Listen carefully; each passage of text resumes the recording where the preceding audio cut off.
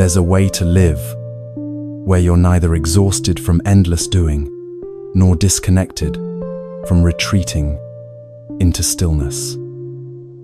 The ancient Buddhists discovered something profound, that fulfillment doesn't come from choosing between action and rest, but from understanding how they work together as one complete movement. What you're about to hear will show you exactly how to stop burning yourself out while still accomplishing what matters, how to find genuine peace without withdrawing from your life, and how to act from clarity instead of anxiety. This isn't theory. These are teachings that transformed thousands of lives 2,500 years ago and continue working today because they address something fundamental about how human beings actually function. Modern life tells you to keep pushing, keep producing, never stop. Spiritual teaching often tells you to sit still, detach, rise above. Both approaches leave you feeling incomplete because they're missing half the picture. Buddhism discovered the integration, how stillness makes your actions effective, and how right action deepens your peace. Over the next hours, you'll hear authentic Buddhist stories you've likely never encountered before, not the famous ones, repeated everywhere, but powerful teachings from the original texts that reveal exactly how this integration works. You'll understand why you felt stuck between doing too much and doing nothing, and more importantly, you'll learn the way forward. If you'd like, share in the comments where you're listening from today. People are hearing this teaching from everywhere on earth right now. Get comfortable, find a position that lets you truly rest, and let's begin.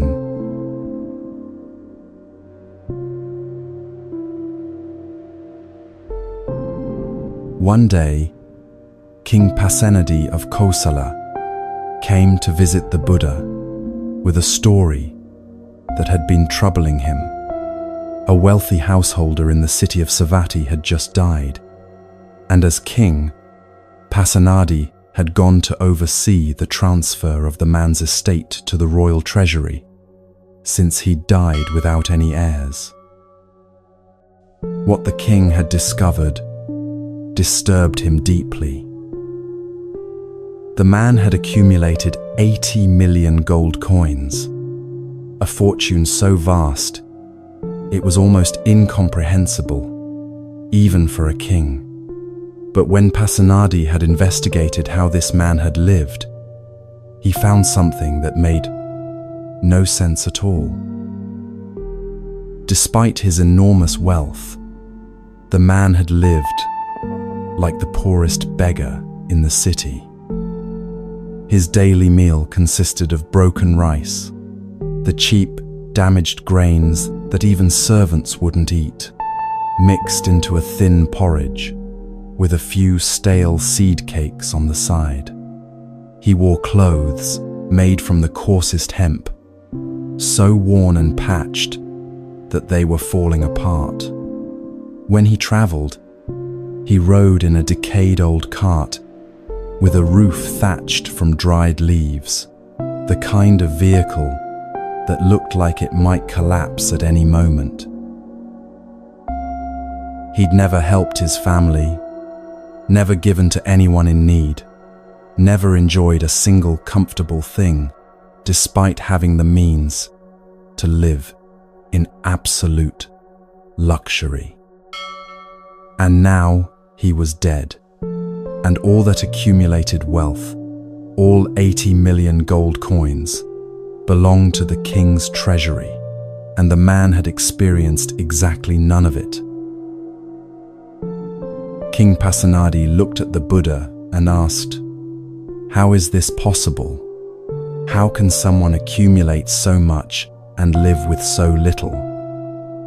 What kind of life is it to die surrounded by gold while living like a pauper? The Buddha looked at the king with compassion and said, "This man, in a past life, murdered his own brother's only son to claim an inheritance. That act of violence for the sake of wealth created a pattern in his mind that he couldn't escape, an endless hunger that could never be satisfied. The man could accumulate," the Buddha explained, "but he could never enjoy what he accumulated. He could acquire, but he could never feel that what he had was enough.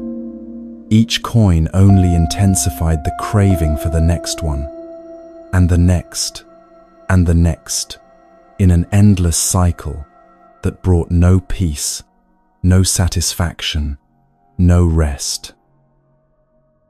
The king sat quietly, taking this in.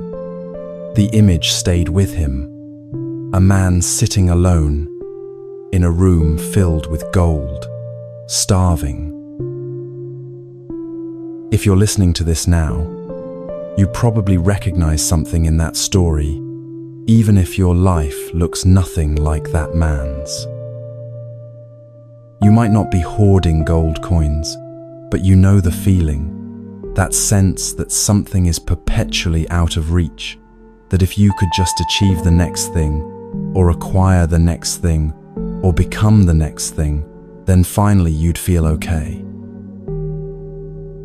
This is what the Buddha called the hunger of becoming. Not hunger for things themselves, but hunger to be different than what we are, to have accomplished more, to have arrived at some future state where finally we'll be enough. It shows up everywhere in modern life. In your career, it might look like constantly reaching for the next promotion, the next achievement, the next recognition. You get the promotion you've been working toward for 2 years, and there's a brief moment of satisfaction, and then almost immediately, your mind is already looking at the next level up, thinking, once I get there, then I'll really feel secure. In relationships, it can show up as the constant feeling that if you could just meet the right person, or if your current partner could just change in this one specific way, then you'd finally feel loved, seen, understood. But somehow that person never quite materializes. Or when they do, after the initial period wears off, you find yourself restless again, looking for something more. Even in spiritual practice, especially in spiritual practice, this pattern appears. Always seeking the next breakthrough, the next level of understanding, the next realization that will finally bring lasting peace. Meditating not to be present in this moment, but to get somewhere else, to become someone more enlightened, more peaceful, more awakened than you are right now. The exhaustion that so many people feel isn't actually from working too hard, though that might be part of it.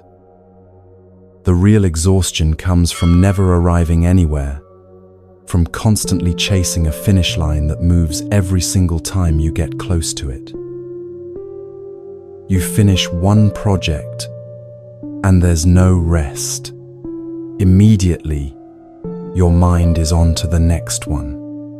You achieve something you've been working toward, and instead of satisfaction, there's just a brief pause before the craving starts up again, pointing towards something else, something more, something better.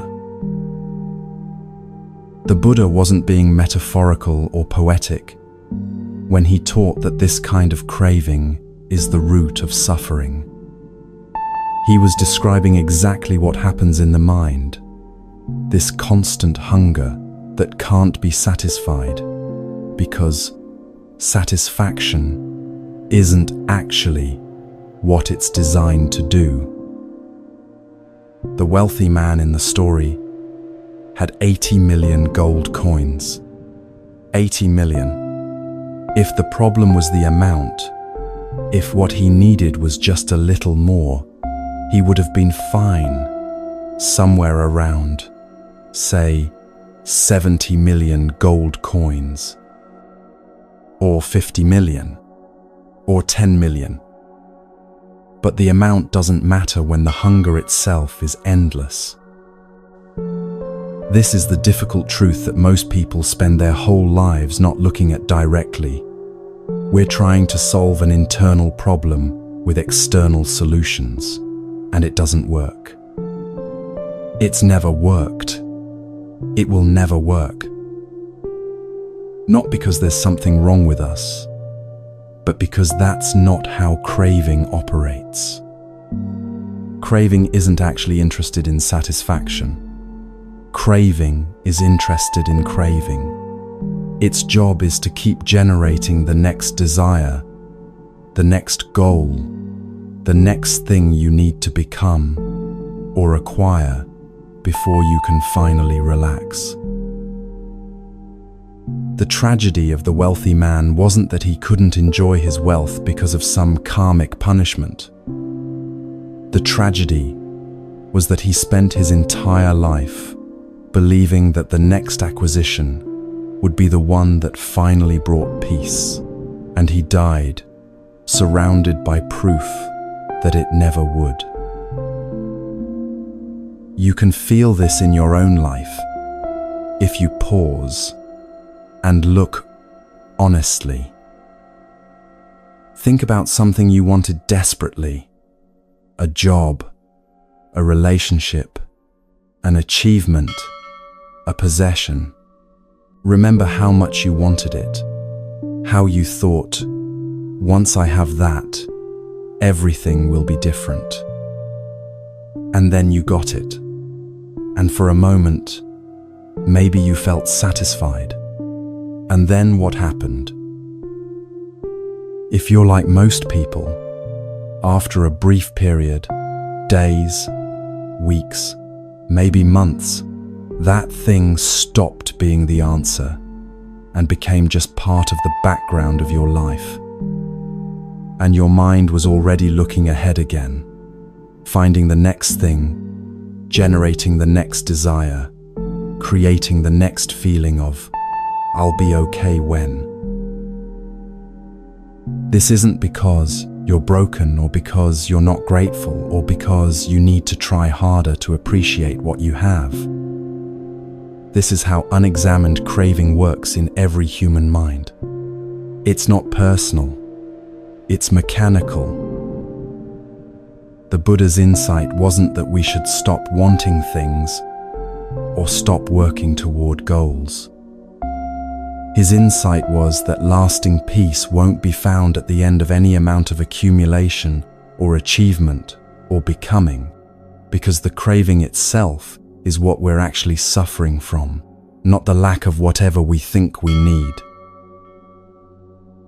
The man with 80 million gold coins was suffering from the same thing as someone with nothing, from the belief that happiness exists in some future state, in some condition other than what's present right now.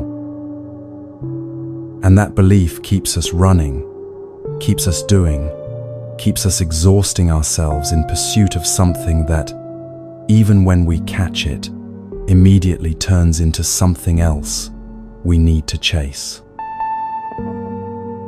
So if you've been feeling tired lately, if you've been feeling like no matter how much you do, it's never quite enough, if you've been feeling like you're running on a treadmill that never actually takes you anywhere, this is why.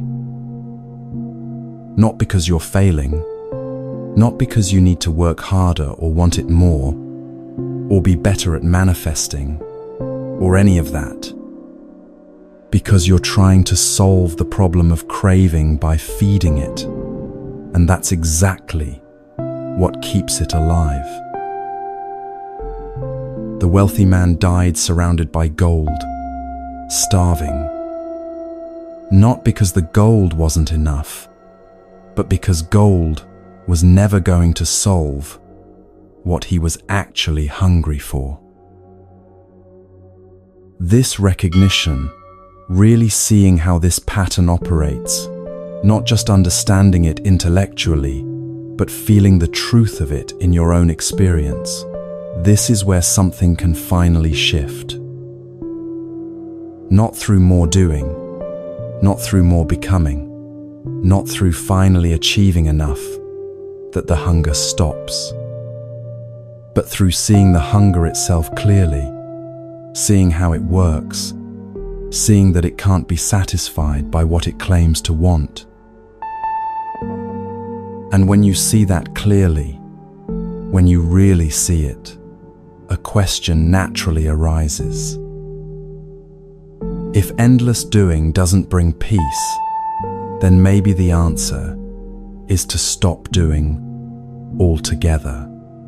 Maybe we should just retreat, meditate, withdraw from the messiness and demands of life. Maybe real peace is found in pure stillness, in disconnecting from the world's endless needs and focusing solely on inner development. That sounds reasonable, doesn't it? If action and achievement and constant doing haven't worked, then maybe their opposite will. But here's what the Buddha discovered about that approach.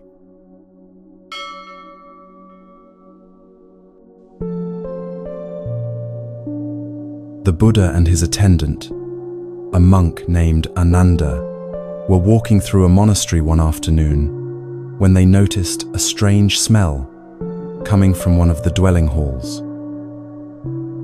They followed the smell to a small room where they found a monk lying alone on a mat, seriously ill, unable to move.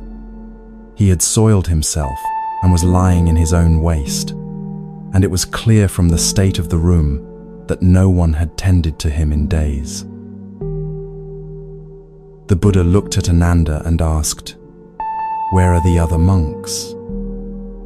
Ananda went to investigate and found them all in the meditation hall, sitting in deep concentration. When he asked why no one was caring for their sick brother, the monks explained that they were in the middle of an intensive meditation retreat. They'd been making real progress in their practice, experiencing states of deep calm, developing concentration, feeling like they were finally getting somewhere after years of effort. They didn't want to interrupt that progress. Caring for a sick monk, changing soiled bedding, cleaning up waste, dealing with the messy reality of a suffering body that felt like a distraction from what really mattered, from the real work of spiritual development. "This is our time for practice," one monk explained. "We've been waiting for this clarity, this momentum. We can't break it now to deal with physical matters. That's not what we're here for." The Buddha didn't lecture them. He didn't scold or explain or try to convince them they were wrong. He simply went back to the sick monk's room, called Ananda to bring warm water, and together they began to care for him. They cleaned him gently, washed his body, changed his soiled bedding. They washed his robes and laid them in the sun to dry while he rested on fresh cloth. They tended to him with complete attention and care, not rushing, not treating it as an unpleasant duty to get through quickly, but as if this was exactly what they were supposed to be doing in that moment. When they finished, the Buddha called all the monks together and said something that cuts through centuries directly into modern spiritual practice. "Whoever would tend to me," he said, "should tend to the sick. Not in addition to your meditation practice, also care for the sick. Not once you've achieved enough inner peace, then you can help others. But a direct teaching that caring for the suffering is caring for the Buddha himself, that meditation separated from compassion is incomplete, that stillness used to avoid the messy reality of life isn't wisdom. It's just another form of escape." The monks thought they were being pure practitioners, serious about their spiritual development, dedicated to reaching enlightenment. They thought they were choosing the higher path by prioritizing meditation over mundane physical care.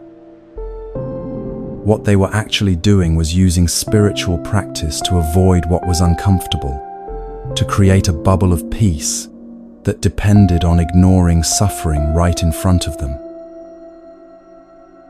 And this pattern, using meditation, mindfulness, spiritual practice as a way to withdraw from life rather than engage with it more fully, this is exactly what happens when people discover that endless doing doesn't work and swing to the opposite extreme. It shows up everywhere in modern spiritual culture. "I need to focus on my inner work right now" becomes a way to avoid dealing with difficult relationships or responsibilities. "I'm protecting my energy" becomes an excuse to disengage from anyone who might need something from you. Setting boundaries, which is genuinely important, gets twisted into justification for complete disconnection from others' suffering. Meditation retreats become escape hatches from regular life, rather than training grounds for being more present within it.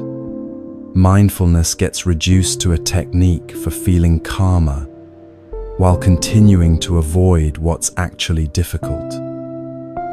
Spiritual development becomes something that happens in special protected spaces, completely separate from the ordinary demands of showing up for life. The wealthy man from Savatthi was all action with no peace, constantly accumulating, never resting, driven by endless craving until he died exhausted and empty. These monks were the opposite, all stillness with no compassion, cultivating inner states, while a fellow human being lay suffering and alone just a few rooms away. Both are suffering from the same root problem, the belief that peace and life are separate, that you have to choose between inner development and engaged presence, that your well-being and the world's needs are somehow in opposition. The Buddha's teaching cuts through this false choice entirely. Real practice isn't choosing between meditation and action, between inner work and showing up for life, between self-care and service. Real practice is understanding that these aren't opposites at all. They're inseparable aspects of the same thing. Stillness that doesn't inform action is just another way of hiding. Action that doesn't emerge from stillness is just more exhausting doing. You need both, not as a compromise or a balance, but as a complete integration where neither exists without the other. Think about what the Buddha was doing in that moment with the sick monk. He wasn't thinking, "I'll take a break from my spiritual practice to deal with this physical situation and then get back to the real work." He wasn't torn between meditation and compassion, between his own peace and someone else's suffering. For him, there was no separation at all. Washing the sick monk was meditation, was wisdom, was exactly what practice looked like in that moment. This is what the Buddha meant by the middle way, though it's almost always misunderstood. Most people hear middle way and think it means moderation, finding some reasonable compromise between extremes, not going too far in any direction. But that's not what he was pointing to at all. The middle way isn't about doing a little bit of both extremes. It's about seeing through the false dichotomy entirely, understanding that the extremes are based on a misunderstanding of what practice actually is. The monks thought they had to choose meditation or service, inner development or compassionate action. The Buddha showed them that what they were calling meditation was actually avoidance, and real meditation includes the capacity to be fully present with suffering, to respond with care, to not separate your peace from life's messiness. Stillness and action aren't like oil and water, where you have to carefully balance how much of each you include. They're like inhaling and exhaling, completely different movements that are both essential aspects of the same process, neither one more important or more spiritual than the other. When you meditate with real presence, that quality of awareness naturally extends into action. When you act with real care, that brings you into the same presence you cultivate in stillness. They inform each other, complete each other, test each other. So if you've been using meditation as a way to not deal with your life, or if you've been using spiritual practice as permission to withdraw from anything difficult or demanding, it's worth looking at that honestly. Not to judge yourself for it. This is an incredibly common pattern, and it makes sense why it develops. When endless doing doesn't work, withdrawal seems like the obvious alternative. But it's just another form of the same separation, the same belief that peace exists somewhere other than here, in some state that requires you to disconnect from what's actually present. The monks, sitting in the meditation hall, thought they were being dedicated practitioners. They were actually just using practice to avoid discomfort, which isn't practice at all. It's just sophisticated avoidance. Real practice happens when you can sit in stillness for an hour and then immediately respond to someone who needs help without feeling like you've been interrupted. When meditation doesn't create a bubble you're trying to protect, but rather a quality of presence you bring everywhere. When inner work makes you more available to life, not less. The Buddha cleaning the sick monk wasn't sacrificing his peace to help someone else. His peace was completely intact. He just wasn't confused about what peace actually meant. It didn't require protected conditions or the absence of difficulty or suffering. It was steady and present regardless of what was happening, which meant it could extend into messy, uncomfortable situations without being disturbed. So we've seen both traps now.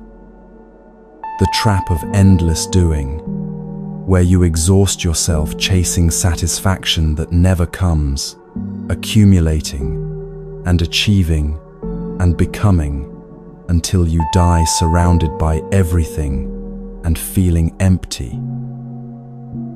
And the trap of pure stillness, where you use meditation and spiritual practice to withdraw from life, cultivating states of peace that depend on avoiding what's difficult, separating your well-being from the world's needs. Both are forms of suffering because both are based on the same fundamental misunderstanding that peace and life are separate, that you have to choose between them, that one must be sacrificed for the other. What the Buddha taught is something entirely different. Not a compromise between these extremes, not a careful balance of this much doing and that much stillness, but a complete integration where the distinction itself dissolves. And what that actually looks like in practice, how you live when you're no longer caught between these two extremes, that's what we'll explore next.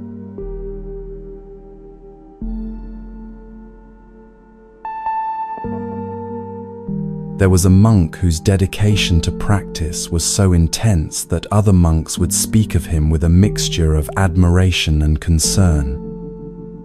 His name was Mahapala, and during one rainy season retreat, he made a vow that would change his life forever.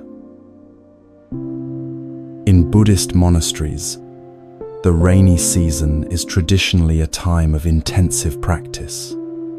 Monks gather together for 3 months of focused meditation, study, and discipline, while the monsoons make travel difficult. It's a period meant for deep development, for pushing past comfortable limits, for really dedicating yourself to awakening. Mahapala decided that during this retreat, he would use only 3 of the 4 traditional postures: walking, standing, and sitting. He vowed that he would never lie down, not even for a moment, for the entire 3 months. No rest, no sleep, as other people experienced it, just constant practice in upright positions, maintaining awareness at all times. The other monks warned him that this was extreme, that even the Buddha had taught the importance of the 4th posture, that the body needs genuine rest to support the mind's development. But Mahapala was determined. He believed that true dedication meant no compromise, that awakening required this level of intensity, that rest was just another form of attachment he needed to overcome. For the first month, he felt strong. His practice was sharp.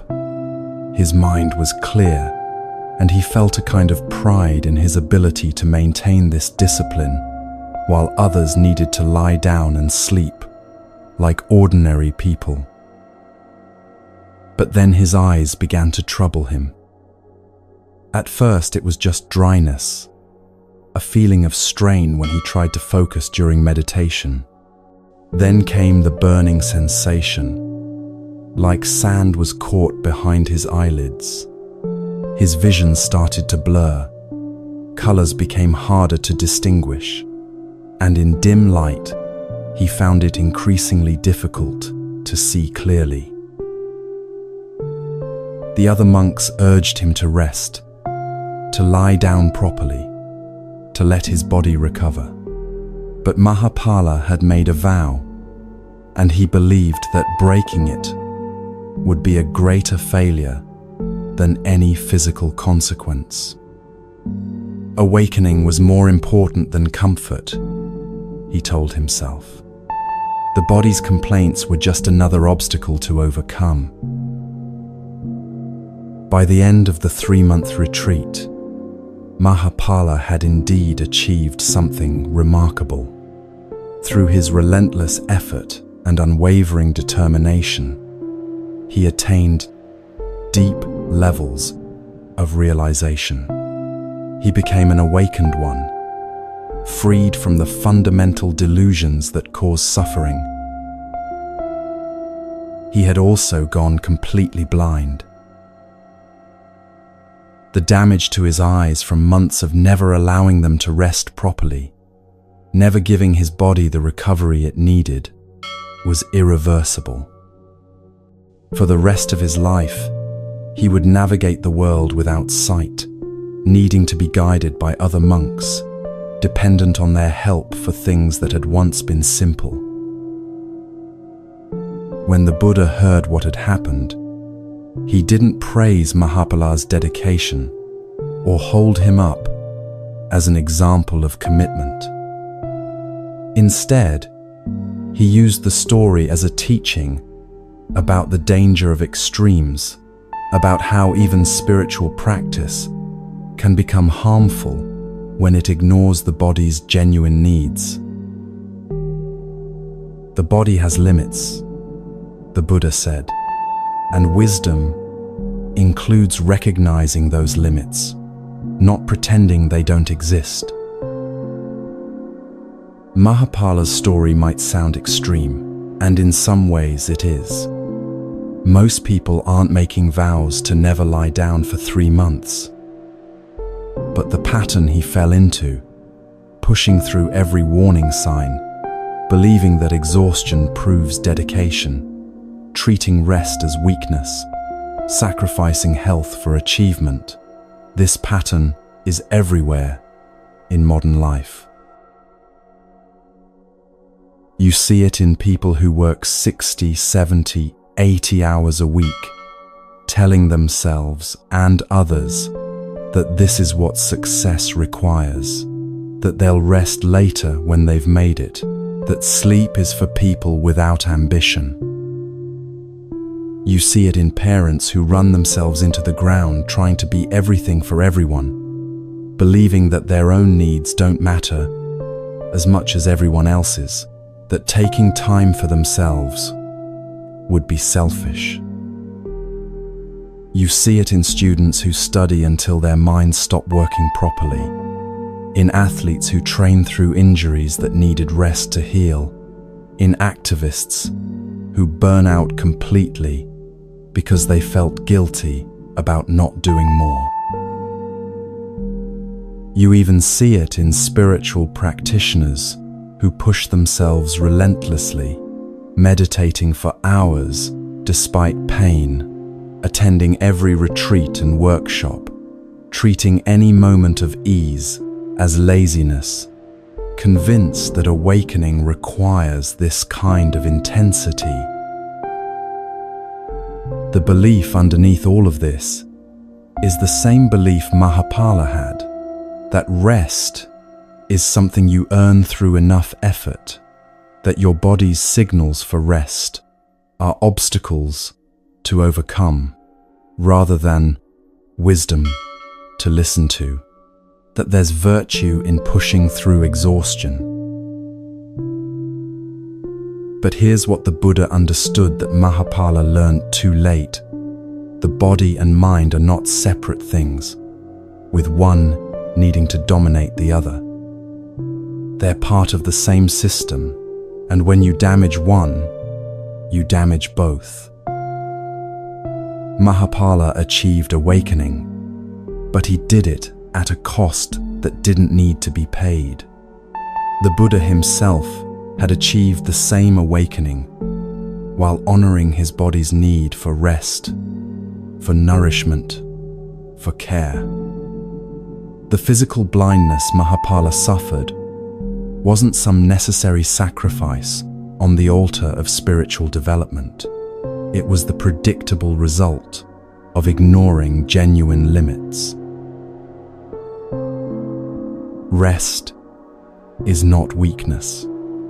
Rest is not laziness. Rest is not something you have to earn by suffering enough first. Rest is how the system restores itself, how the body repairs, how the mind integrates what it has learned.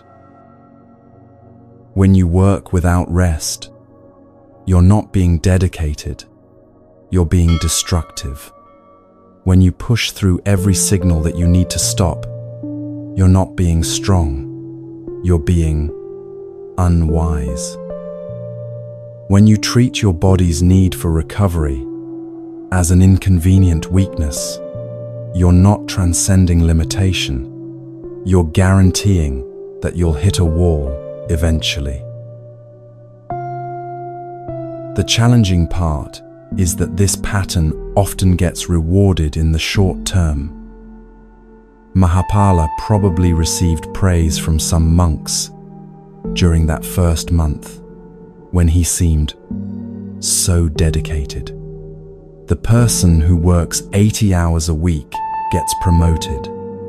The student who studies relentlessly gets the best grades.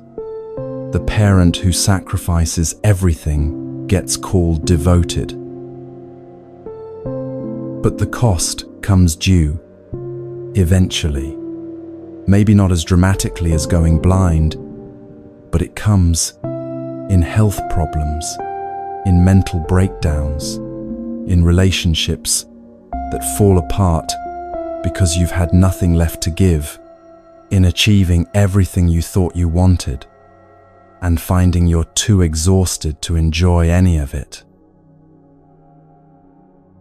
The Buddha's teaching on the middle way includes this, that sustainable practice, sustainable work, sustainable life requires genuine rest, not as a reward for effort, but as an essential part of the process itself.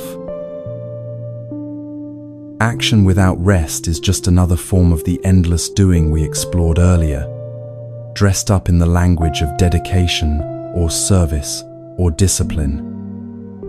It might look different on the surface, more noble perhaps, more spiritual, more selfless, but it leads to the same place: depletion, exhaustion, and damage that didn't need to happen.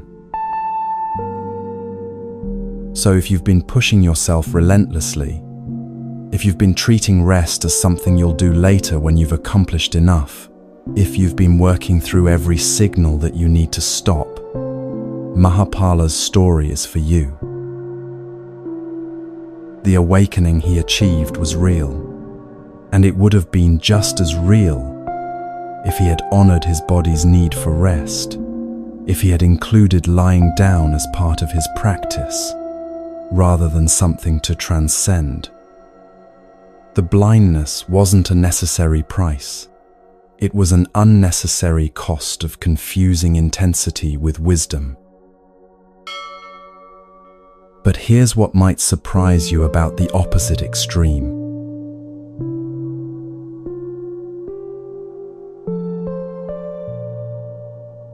Remember the monks we met earlier, sitting in deep meditation while their brother lay sick and alone just rooms away. That story from the Buddha's time shows us something equally dangerous: what happens when stillness and inner work become separated from engaged, compassionate action in the world. Those monks weren't lazy. They weren't avoiding meditation or spiritual practice. In fact, they were doing exactly what most people would consider serious spiritual work: sitting in concentration, developing their inner lives, dedicating time to meditation.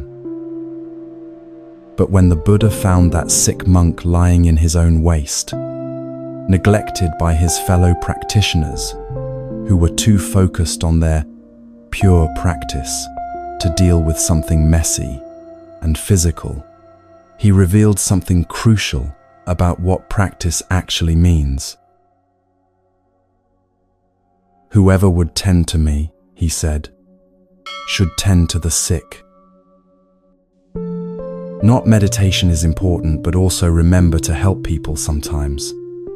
Not try to balance inner work with outer service, but a direct teaching that caring for suffering is not separate from spiritual practice.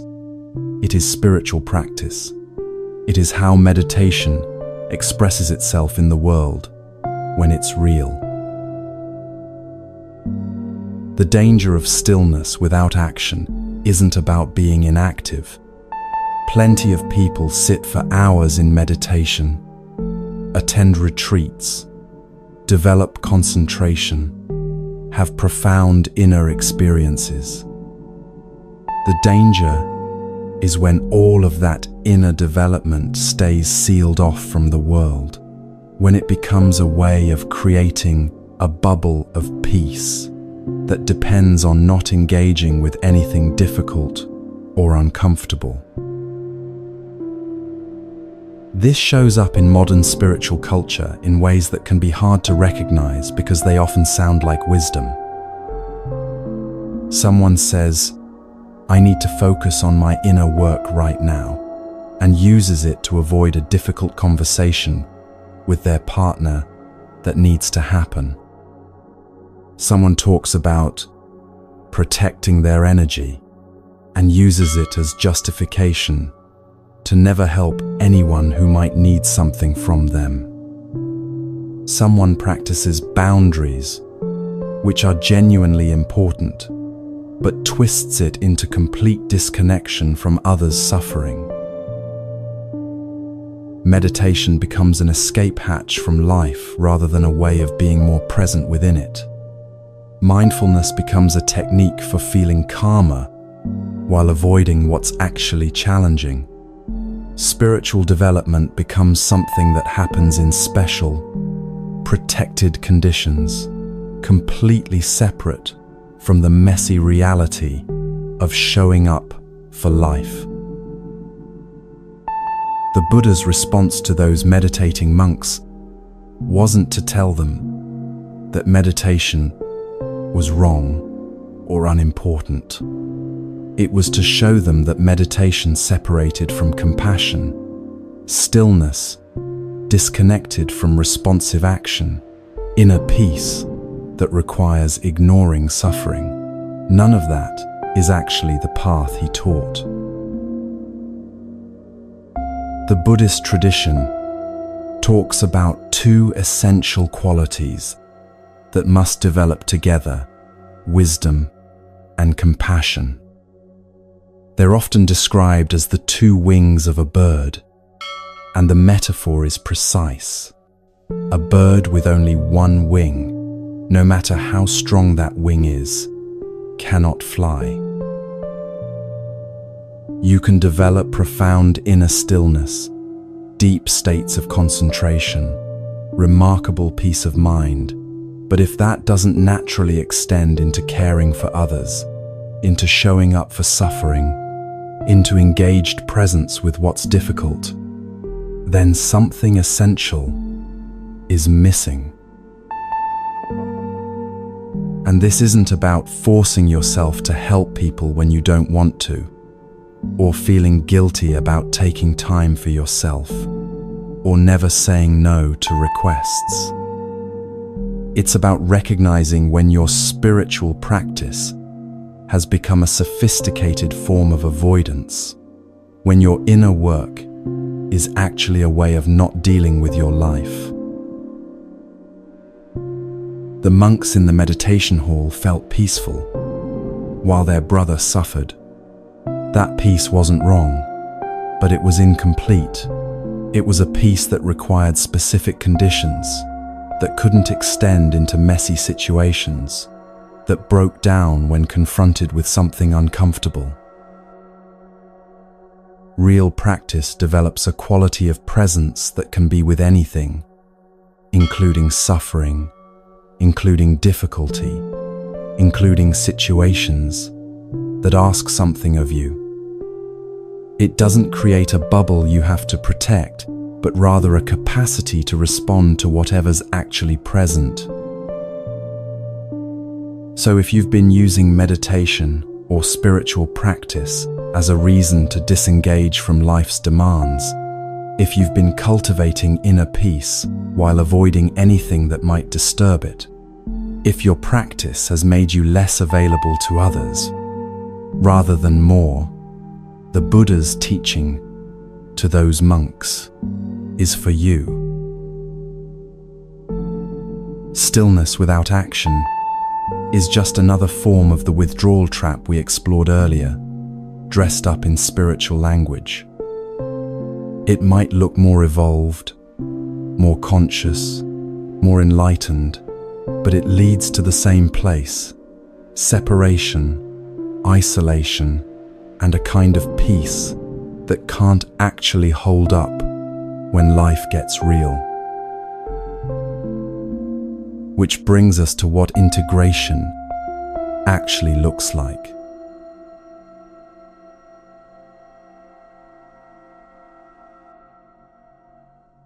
There's an old story about a boy who found a dead mouse on the road. Most people would have walked past it without a second thought, but this boy saw something others missed: an opportunity.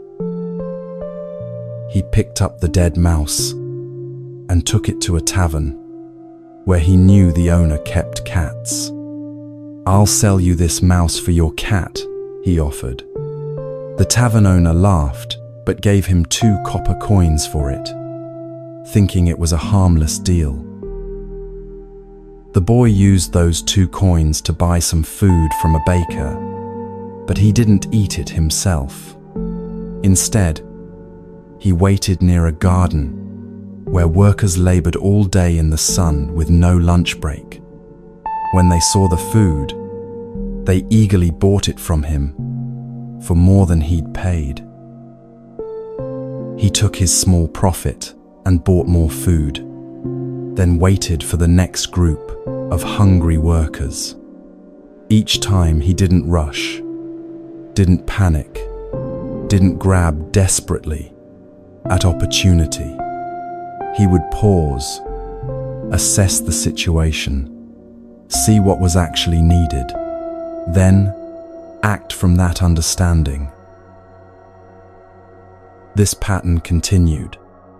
With his earnings, he bought some water and waited at a crossroads on a hot day, selling it to travelers. With that profit, he bought flowers and sold them at the temple. Each step informed by awareness, each action emerging from careful observation rather than desperate grasping or passive waiting. One day, he used his accumulated money to buy some grass that he knew was perfect for flower arrangements. He gathered it carefully and sold it to the royal florist for a good price. The florist was so impressed with the quality and the boy's eye for what was needed that he hired him, eventually teaching him the trade. Years later, that boy became a wealthy merchant, but not through desperate hustle or lucky breaks. He built his fortune through a consistent pattern: pause, understand, act, repeat. Neither impulsive rushing into action, nor passive, waiting for opportunity to find him, but an integration of awareness and response. This story is called the Kulaka Seti tale, and it illustrates something essential about what practice actually looks like when it's integrated, when stillness and action aren't fighting each other, but working together as one seamless thing. Notice what the boy wasn't doing. He wasn't working frantically every moment, exhausting himself, pushing through without rest.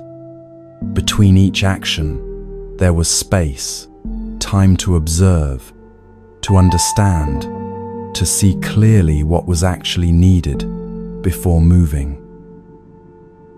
But he also wasn't just sitting around in meditation, waiting for the universe to provide. He wasn't so focused on inner peace that he never engaged with practical reality. Each period of observation naturally led to action, and each action created conditions for the next period of observation. This is what integration actually means.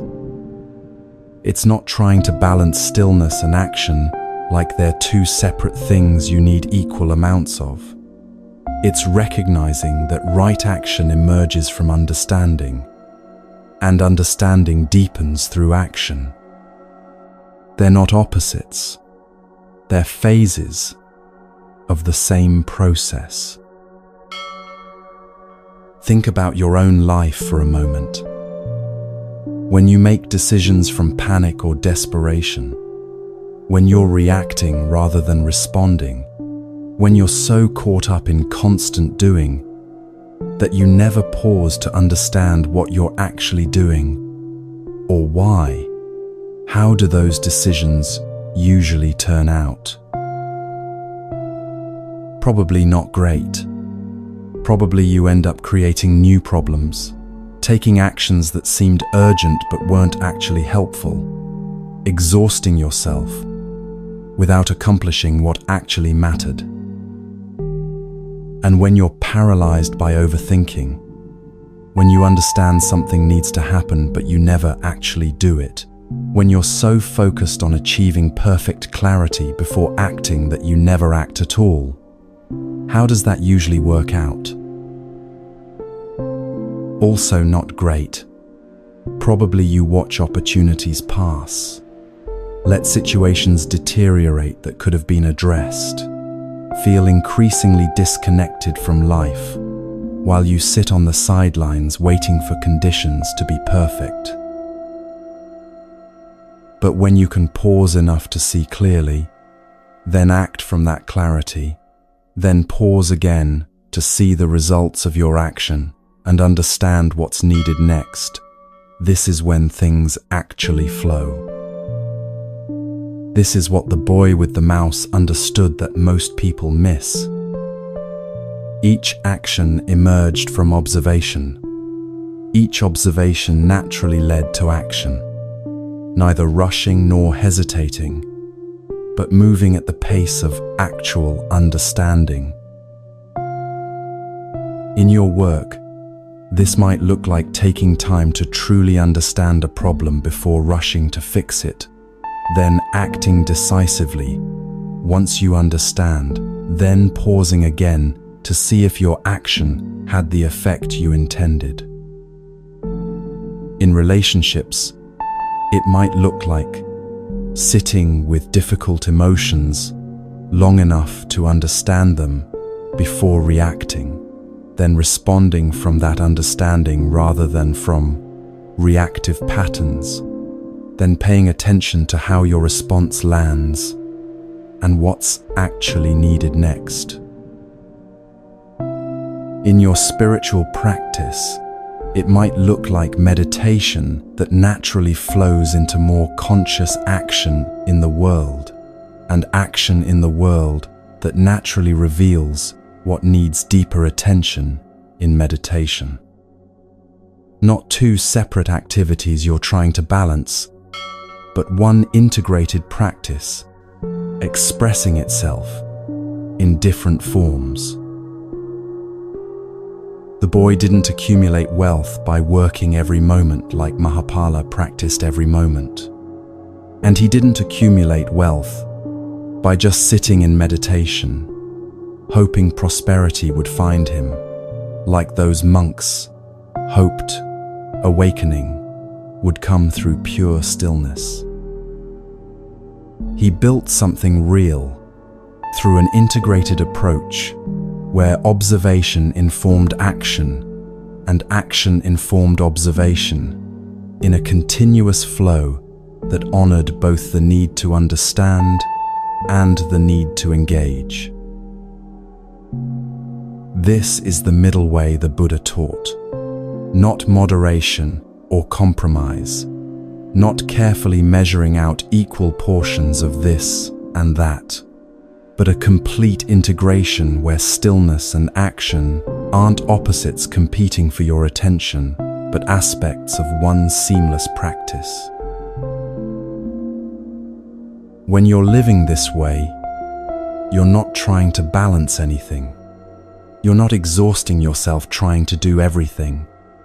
You're not withdrawing into protected peace while life happens somewhere else. You're simply present with what's actually here, responding from understanding rather than reaction or avoidance. The boy started with a dead mouse and built a fortune, not because he was lucky or because he worked harder than everyone else or because he meditated more purely, but because he understood something fundamental about how things actually work, that clear seeing naturally informs wise action, and wise action naturally reveals what needs to be seen next. This is available to you right now, in whatever situation you're facing. Not as some distant ideal to achieve, not as something that requires years of training or special conditions, but as a simple shift in how you relate to life itself. Pause enough to see clearly. Act from what you see. Pause again to see the results. Repeat. Not exhausting yourself with endless doing, not withdrawing into stillness that disconnects from life, but moving through the world with the integrated awareness that allows both rest and engagement, both stillness and action, both understanding and response. This is what practice looks like when it's real, when it's not something you do in special moments separated from life, but rather the quality you bring to life itself, moment by moment, response by response, integration by integration.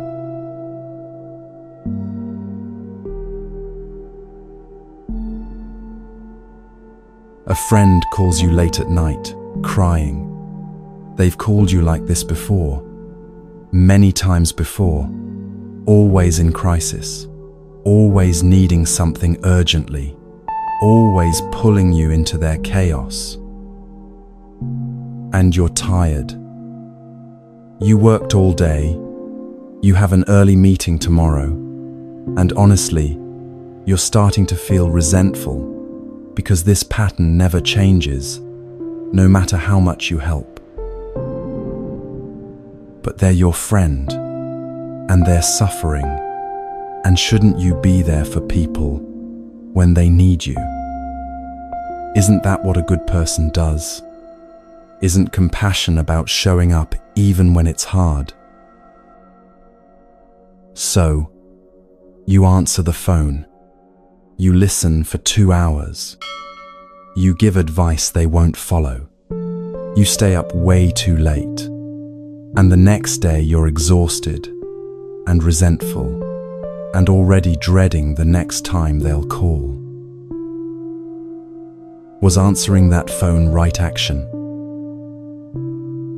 Here's the question most people never ask. What was that yes actually coming from?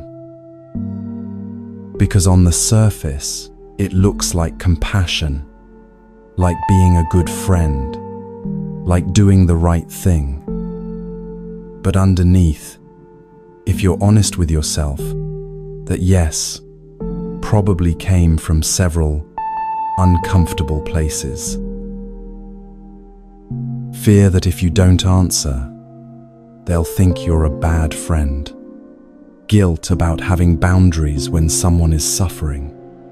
An old pattern from childhood about having to be the helper, the fixer, the one who's always available.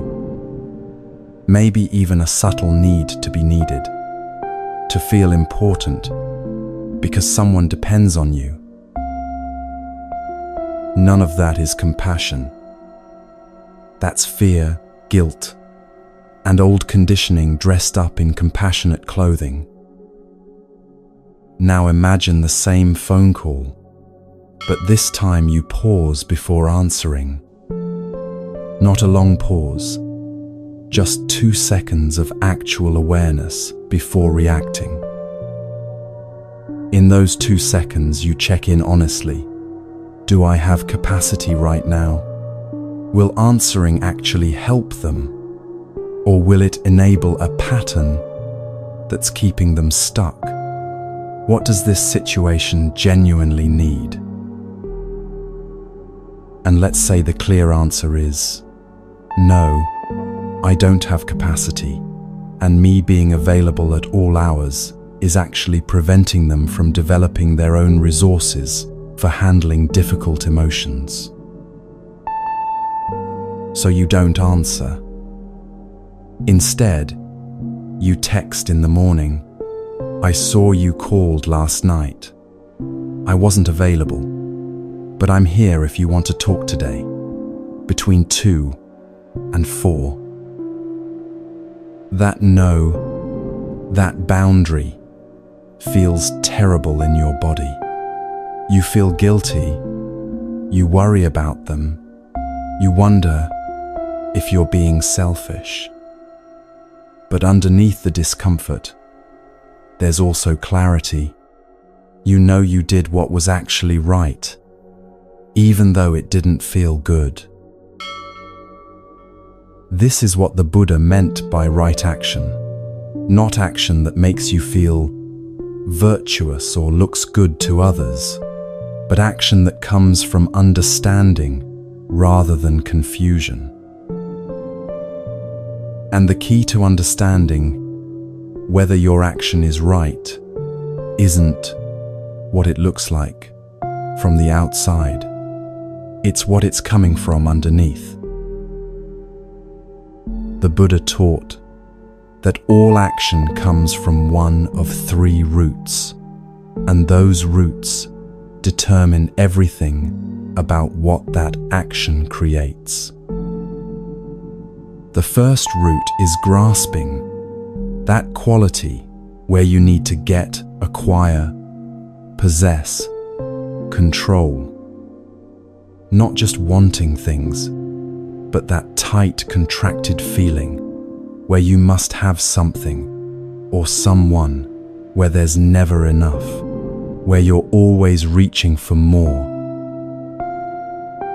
The second root is pushing away, that quality where you need to destroy, eliminate, get rid of. Not just disliking things, but that harsh energy that wants to make uncomfortable things disappear, including people, parts of yourself, anything that threatens your comfort. The third root is confusion, not understanding how things actually work, operating from assumptions and beliefs rather than clear seeing. It's that fog where you're not really sure why you're doing something, you're just following habit, or should, or what seems like it ought to be right. When action comes from these roots, it creates suffering. Always. Not because the universe punishes you, but because actions rooted in confusion naturally create confused results. Look at answering that phone call from fear and guilt. You're grasping for approval, pushing away your own needs, confused about what actually helps. And the result?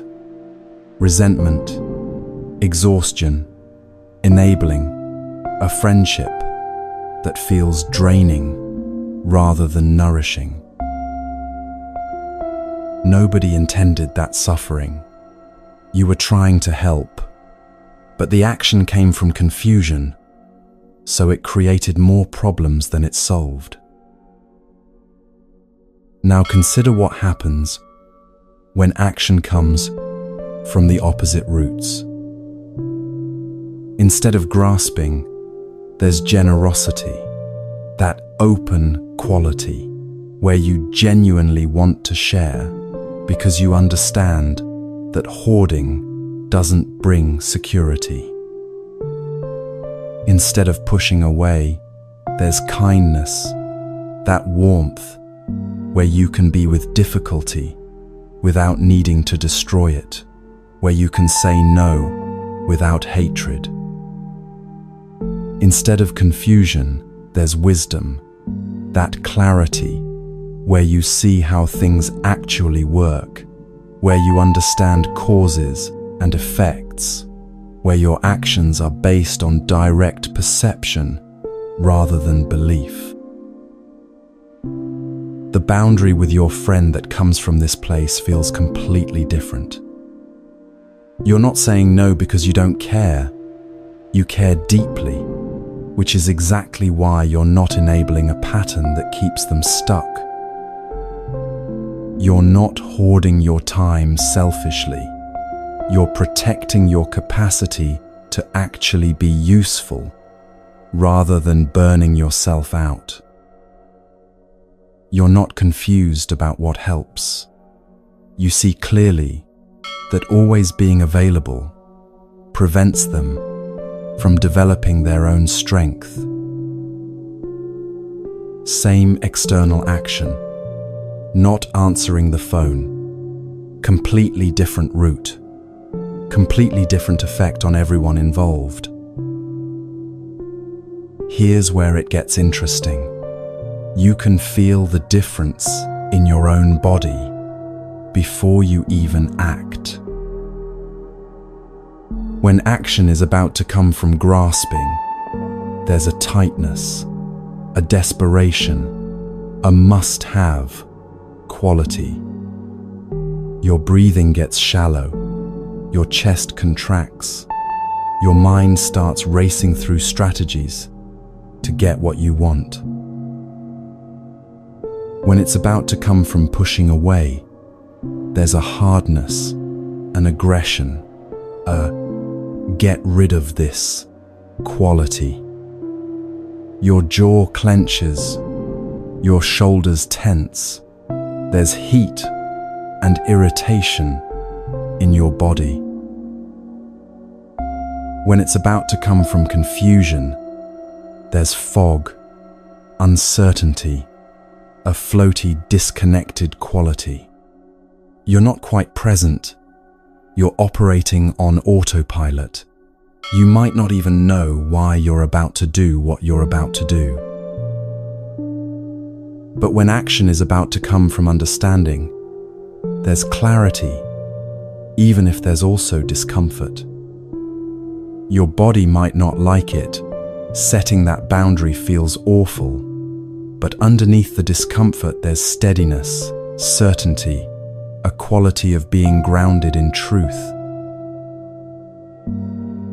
This is how you check your own actions in real time. Before you say yes to something, pause and feel what the yes is coming from. Is there fear in it? Guilt? A need to be seen as good? That's grasping and confusion. Before you say no to something, pause and feel what the no is coming from. Is there hatred in it? A wish for the person or situation to just disappear? That's pushing away. Or is there clarity? Even if it's uncomfortable, can you feel that you're acting from understanding rather than reaction? That's what makes action right. Not whether it's comfortable or looks virtuous, but whether it emerges from seeing clearly rather than operating from confusion. Your coworker asks you to cover their shift again. and you notice the tight, obligated feeling in your chest as you start to say yes. That tightness is information. It's telling you this yes is coming from fear, not generosity. You pause, check in honestly about your capacity, and say no kindly but clearly. Your coworker might be disappointed, but you're acting from truth rather than fear, which serves both of you better than a resentful yes. Your partner does something that bothers you, and you feel the heat of irritation rising, the impulse to snap at them. That heat is information. It's showing you that your about to happen response is coming from pushing away, from wanting them to be different, rather than understanding what's actually happening. You pause, let the irritation be there without acting on it, and when you do speak, it comes from wanting to understand rather than wanting to attack. Someone asks for your opinion, and you notice you're about to say what you think they want to hear rather than what you actually think. That impulse to please is information. It's showing you the action is about to come from grasping for approval rather than from honesty.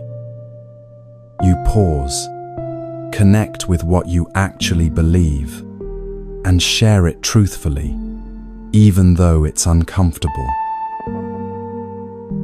None of this means you always act perfectly. You won't. You'll still react from confusion sometimes, still get caught in old patterns, still act from fear, or grasping, or pushing away. But when you do, you'll know it. You'll feel the difference between action that comes from clarity and action that comes from confusion. And that knowing itself changes things, because you can't keep acting from confusion once you clearly see that's what you're doing. Over time, as you pay attention to what your actions are coming from, as you choose understanding over reaction more and more often, something shifts. You stop second-guessing yourself constantly because you're not operating from fear. You stop feeling guilty about boundaries because you understand they serve everyone. You stop being torn between conflicting impulses because you're acting from a clearer place than those impulses arise from. The clarity becomes its own reward, not because you're now perfectly virtuous, but because you're no longer constantly at war with yourself, no longer exhausted from doing things you don't actually want to do, no longer confused about whether your actions are helping or harming. This is what right action actually means. Action that emerges from understanding, that comes from seeing clearly rather than reacting from confusion, that reduces suffering rather than creating more of it. And you can trust that, not because you'll never make mistakes, but because you're paying attention to what actually matters, what your actions are coming from, not just what they look like from the outside. That trust, that clarity, that's what lets you act with confidence, even when it's difficult, even when it's uncomfortable, even when it looks nothing like what you thought being good was supposed to look like.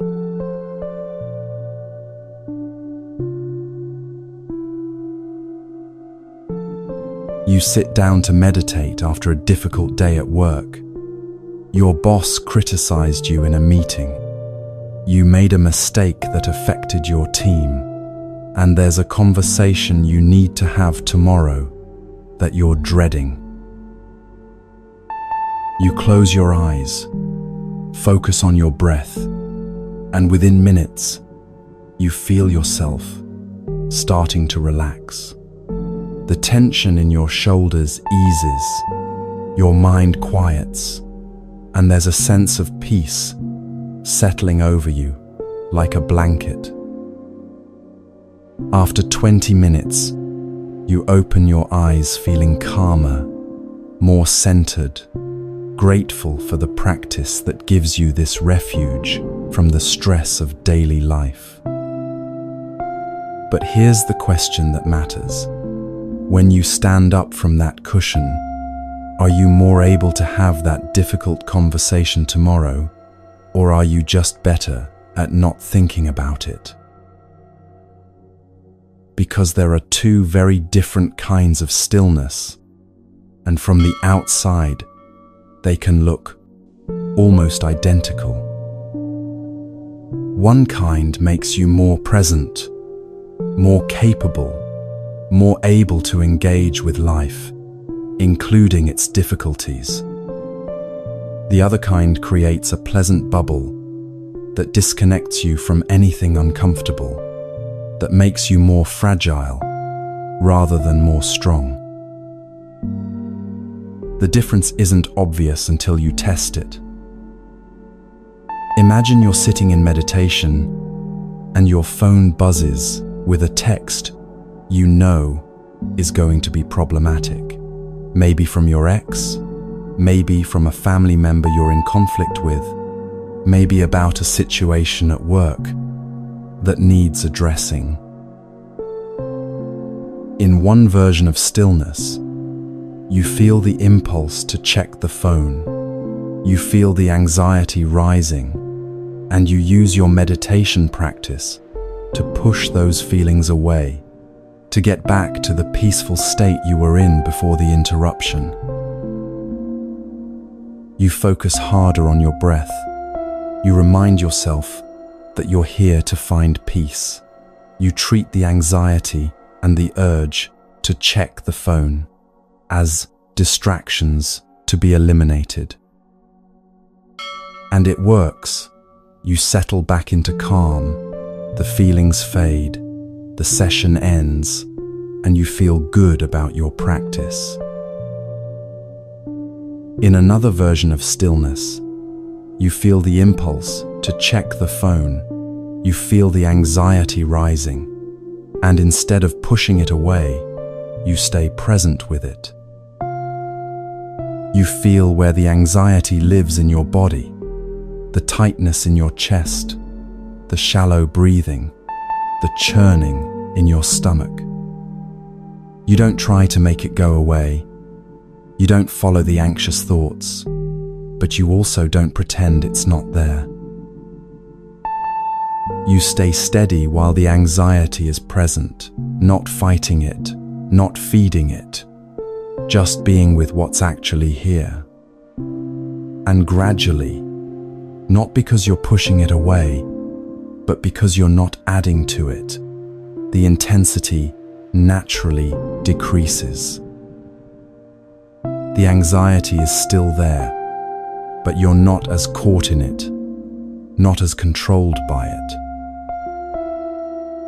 When you stand up from that second version, you're actually more capable of dealing with whatever that text message contains. Not because you're calmer in some artificial way, but because you've just practiced being steady while difficulty is present. The first version, using meditation to escape discomfort, creates a kind of peace that's fragile, that only works when conditions are protected, that falls apart as soon as life gets challenging. The second version, using meditation to be present with whatever's actually here, creates a steadiness that can hold difficulty, that makes you more capable rather than more avoidant. This is the difference between stillness as awareness and stillness as numbness. Numbness feels peaceful, and that's why it's seductive. You sit down overwhelmed by life's demands, you meditate, and you feel the overwhelm fade into pleasant neutrality. You've been anxious about something, you meditate, and the anxiety dulls into a kind of blankness. But that numbness isn't freedom, it's just temporary disconnection. And the cost shows up later, when you realize you're using meditation the same way someone might use alcohol or television or any other escape, to not feel things, rather than to be with them more skillfully. Real stillness, the kind that actually cultivates wisdom, includes awareness of everything that's present, including discomfort. Your body hurts during meditation, and instead of fighting the pain or trying to transcend it, you're aware of exactly how it feels, where it is, how it changes moment to moment. You're not making pain into a problem to be solved.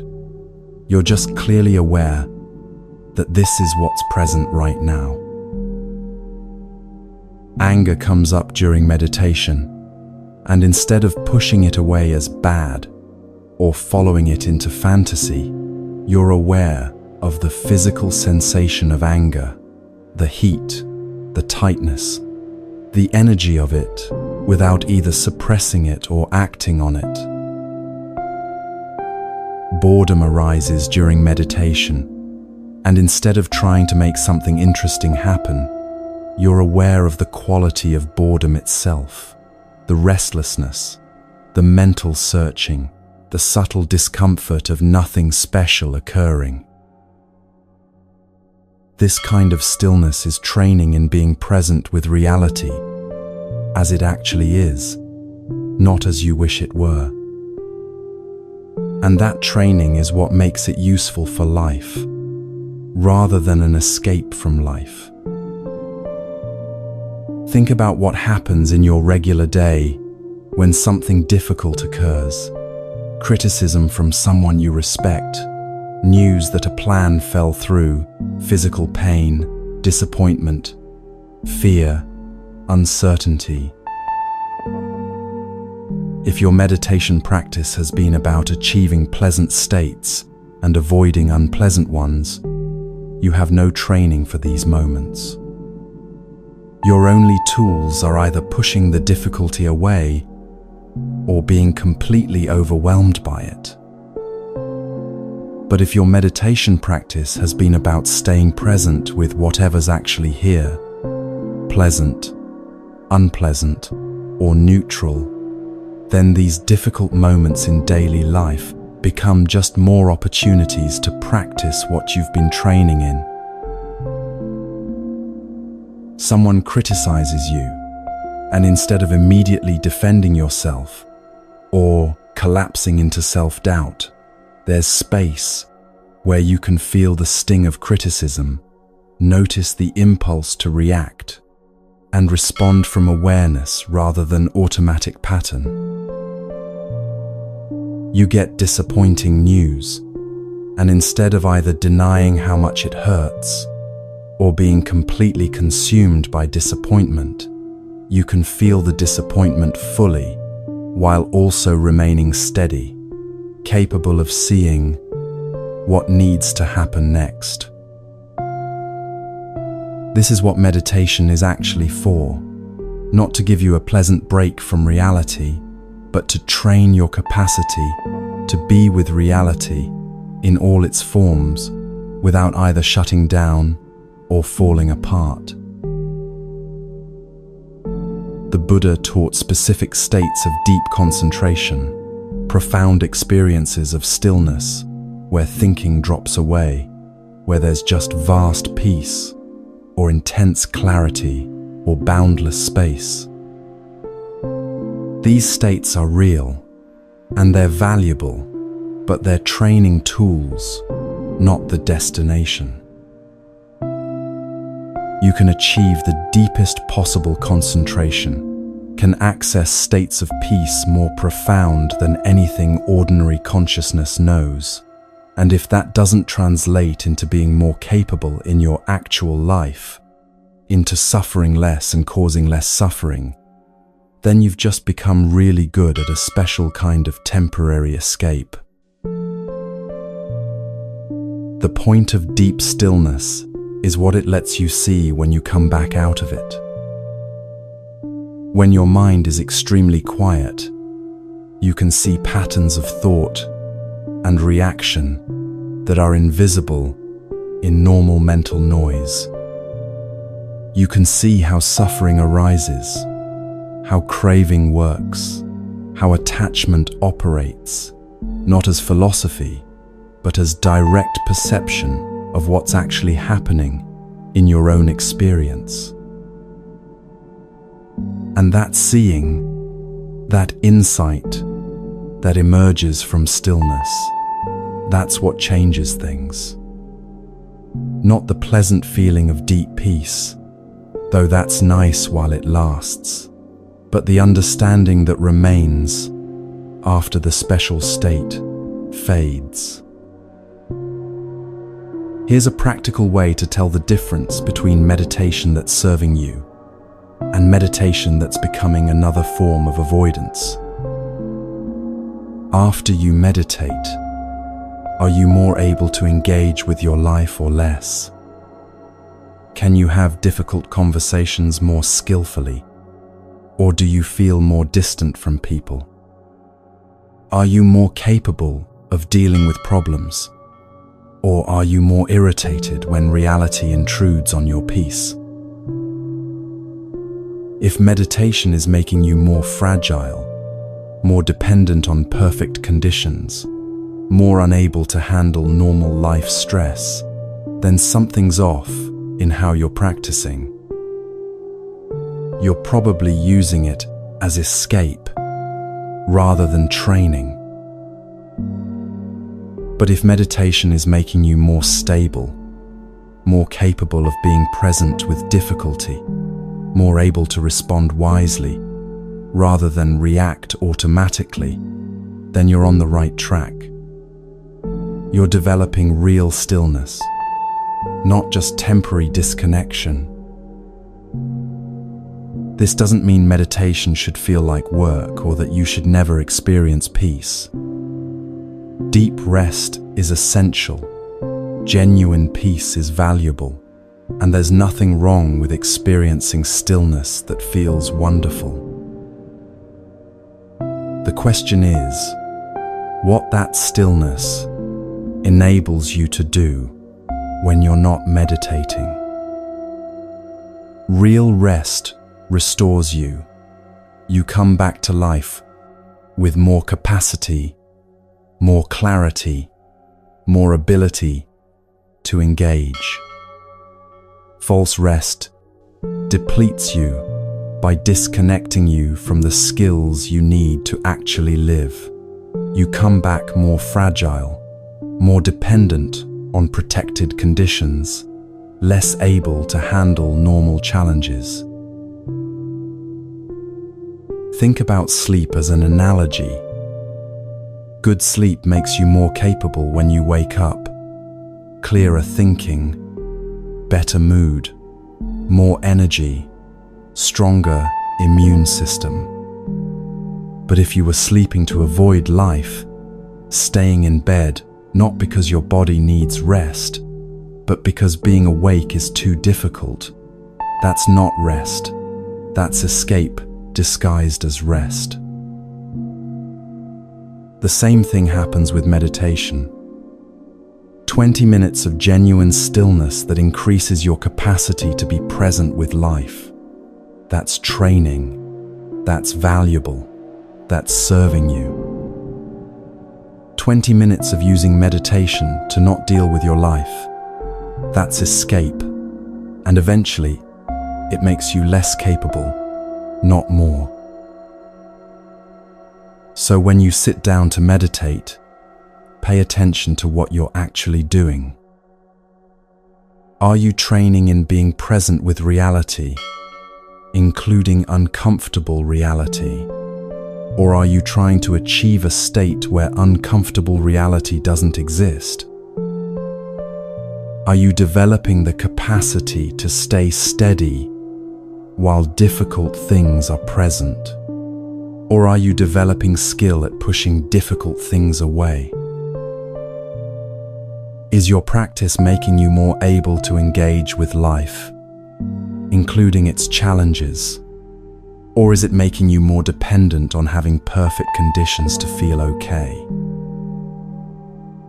The stillness that actually cultivates wisdom is the kind that makes you more present, not more absent. More capable of being with difficulty, not more skilled at avoiding it. More engaged with reality, not more disconnected from it. And here's what might surprise you. That kind of stillness is actually more peaceful than the escape version, not less. When you're no longer fighting with reality, when you can be with what's actually here, without either clinging to it or pushing it away, there's a quality of ease that doesn't depend on conditions being perfect. You can be still and engaged at the same time. You can have deep peace and still show up for life's difficulties. You can rest genuinely while remaining available, present, responsive to what's actually needed. This permission to be still without withdrawing, to rest without disconnecting, to find peace that includes rather than excludes reality. This is what right stillness actually means. Not meditation as escape from your life, but meditation as training for your life. Not stillness that makes you fragile, but stillness that makes you strong. Not peace that requires perfect conditions, but peace that can hold whatever's actually present. And when you practice this way, something shifts fundamentally. You stop being torn between needing stillness and needing to engage with life, because you understand they're not opposites, they're complementary aspects of being fully present with what's actually here.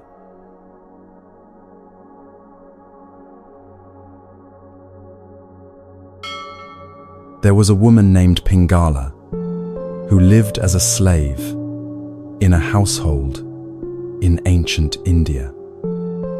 Her days were filled with work, carrying water, grinding grain, cooking, cleaning, tending to the needs of the family who owned her.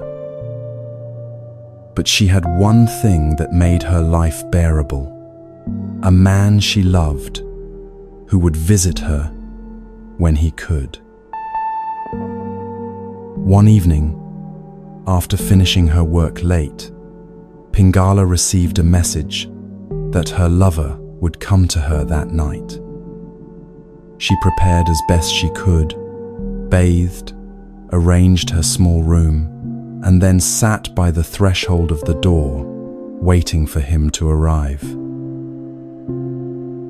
The first watch of the night passed, those first few hours after sunset, when the household settled into sleep and the streets grew quiet.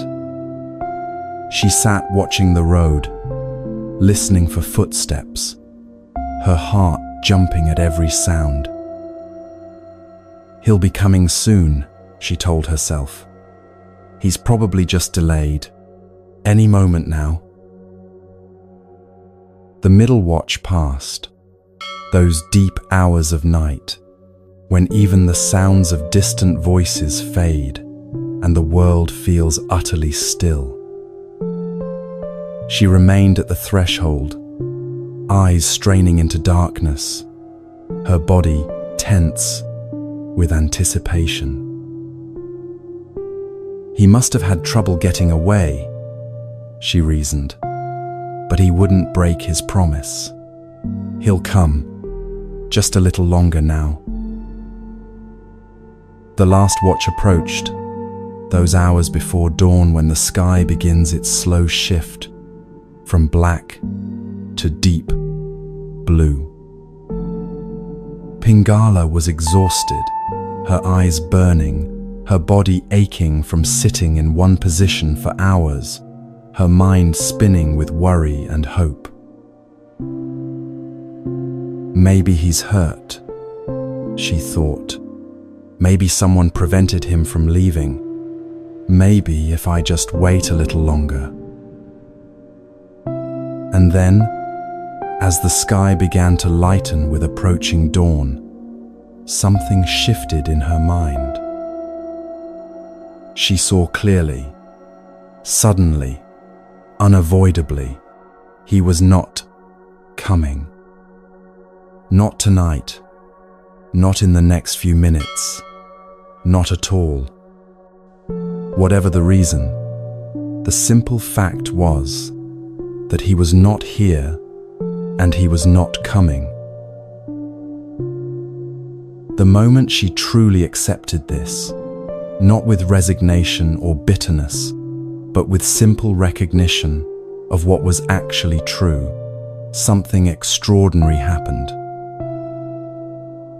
All the tension that had been holding her upright for hours released. All the mental energy she'd been using to maintain hope, to explain away his absence, to keep believing, all of that just stopped. She lay down where she had been sitting, and within moments fell into the deepest, most peaceful sleep she'd had in months. The Buddha, in telling this story, pointed to what happened in that moment when Pingala stopped fighting reality. While hope in what cannot be brings suffering, he said, acceptance of what is brings peace.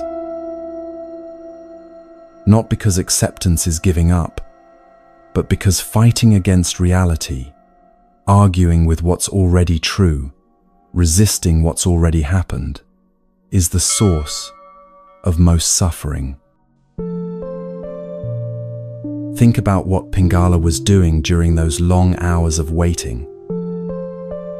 She wasn't just sitting by the door, she was in constant struggle with what was actually happening. Reality was, he's not here. Her mind was, but he should be, he will be, he must be, just wait a little longer.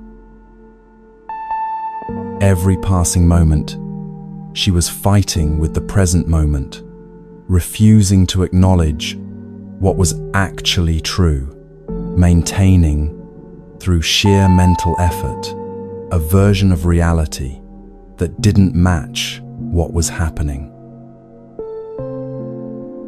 And that fight, that constant pushing against what is, that's what exhausted her. Not the physical act of sitting up all night, but the mental act of refusing to accept what was actually present. The moment she stopped fighting, the exhaustion disappeared, and peace arrived immediately. This pattern is everywhere in human life. You're in a relationship that isn't working, and you spend months or years fighting with the reality of it, telling yourself it will get better if I just try harder, if I just wait longer. Every day you maintain that fight with reality, you suffer. Not because the relationship is difficult, that's just pain, but because you're refusing to see clearly what's actually true about it. Then one day you see it. This isn't going to change. This is what this relationship actually is. And with that clear seeing comes immediate relief, even if what you're seeing is painful. The relief comes from finally stopping the fight with reality. Or you've been working toward a particular career path, and circumstances keep preventing it. You don't get accepted, the funding doesn't come through, the opportunity falls through again and again. You can spend years fighting this, telling yourself you just need to try harder, apply one more time, refuse to accept that this path might not be open. That fight is exhausting. When you finally see clearly, not with bitterness or defeat, but with simple recognition that this particular door is closed, there's relief. Or you're aging, your body isn't what it used to be, and you spend enormous energy fighting this fact, trying to make your body be what it was 20 years ago. The pain of aging is real. Joints that hurt, energy that's lower, capabilities that have changed. But the suffering comes from fighting it, from telling yourself, it shouldn't be this way. When you stop that fight, when you acknowledge, yes, this is what aging is, this is what my body actually is now, the additional suffering drops away immediately. This is what the Buddha meant by the difference between pain and suffering. Pain is what life includes. Bodies age, people die, plans fail, relationships end, things break, loss happens.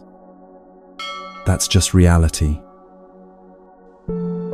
Suffering is what we add when we fight with pain, when we insist it shouldn't be happening, when we argue with reality instead of acknowledging it.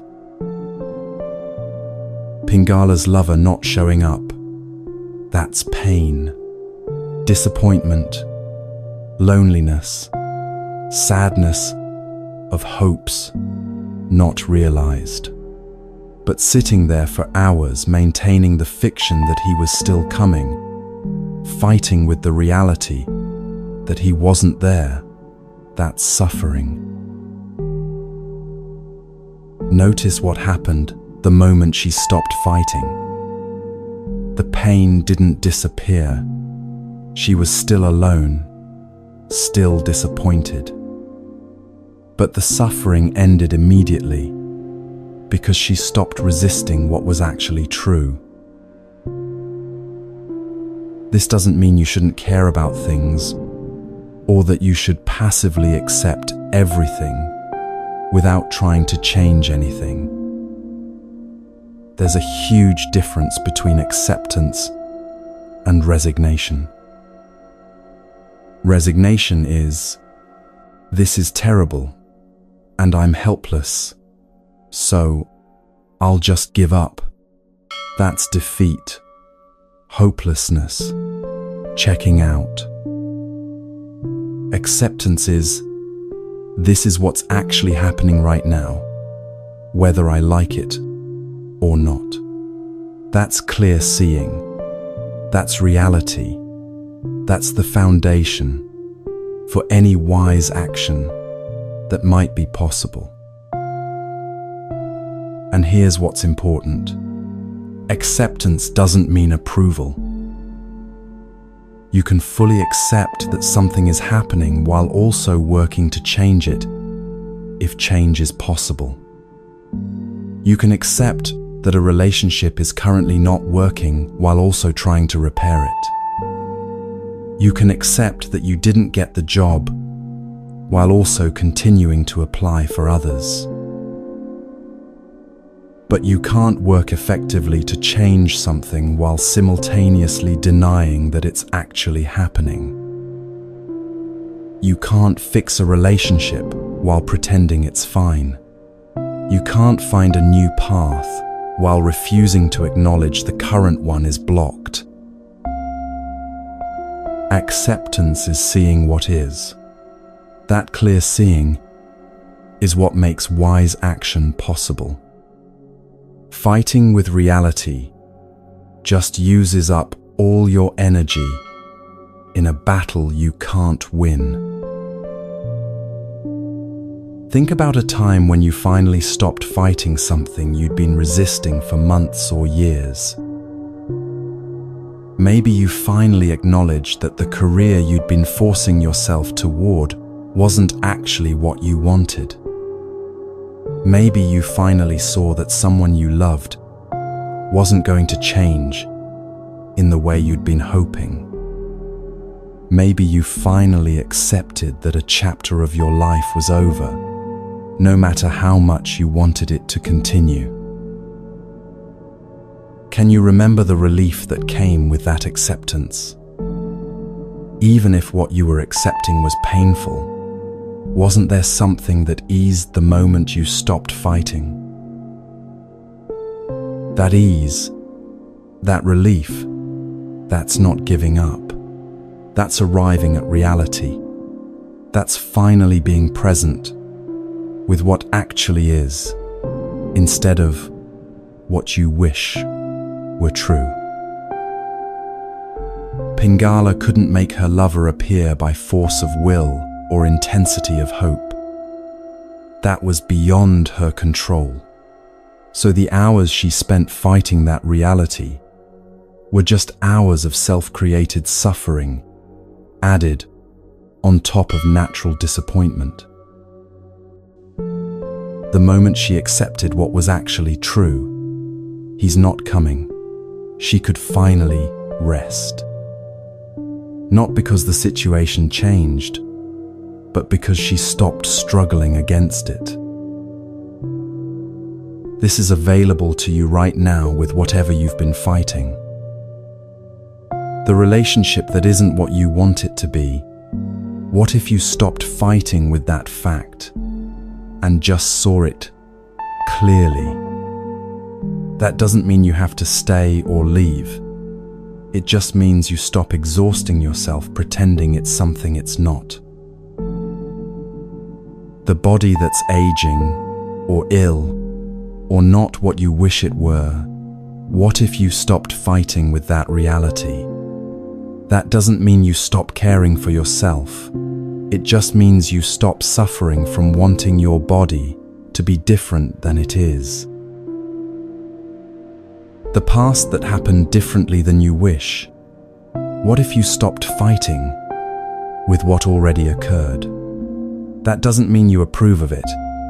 It just means you stop suffering from wanting history to be different. Whatever it is you've been resisting, whatever reality you've been fighting, what if you just stopped?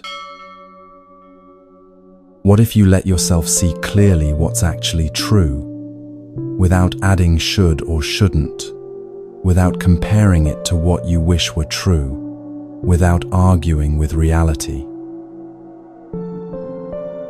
The relief that Pingala felt when she finally accepted, he is not coming, that relief is available the moment you stop fighting with what is.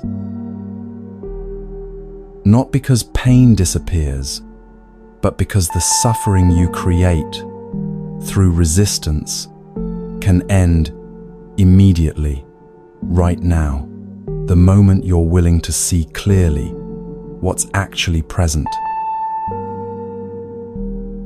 And that peace that comes from finally stopping the fight with reality, that's not defeat or resignation. That's wisdom. That's arriving at truth. That's the foundation of genuine peace.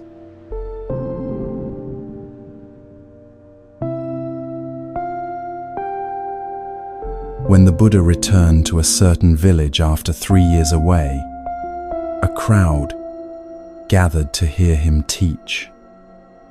Among them was a 16-year-old girl, the daughter of a weaver who had been only 13 when the Buddha last visited. During that previous visit, the Buddha had given a teaching on death awareness, not morbid dwelling on mortality, but clear recognition that death is certain and its timing is completely unknown. Most of the crowd had listened politely and then returned to their lives, essentially unchanged. But this young girl had taken the teaching deeply to heart. For 3 years, she had practiced exactly what the Buddha taught, maintaining awareness throughout her daily life that death could come at any moment, that this breath might be her last, that nothing in this world is permanent, including her own existence. Not in a fearful way, not in a way that made her withdraw from life, but in a way that kept her completely present with whatever was actually happening right now, because now was the only moment she could be certain of having. When the Buddha arrived and saw her in the crowd, he recognized something in her presence, a quality of awareness, a depth of understanding that was rare even among people who'd been practicing for decades. So he decided to test her understanding publicly, and he did it in a way that seemed designed to embarrass her. He asked her 4 questions, and each one seemed more confusing than the last. "Where do you come from?" the Buddha asked. Without hesitation, the girl replied, "I do not know." The crowd stirred uncomfortably. Everyone knew where she came from. She was the weaver's daughter, born right here in this village. Why would she say she didn't know? The Buddha continued, "Where are you going?"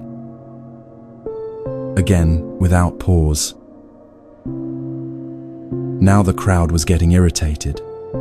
This seemed disrespectful, like she was mocking the Buddha with nonsense answers. She was going wherever she chose to go. Why claim not to know? The Buddha asked the 3rd question, "Do you not know?" And she answered, "I know." People were completely confused now. She didn't know, but she did know. This made no sense at all. The Buddha asked the final question, "Do you know?"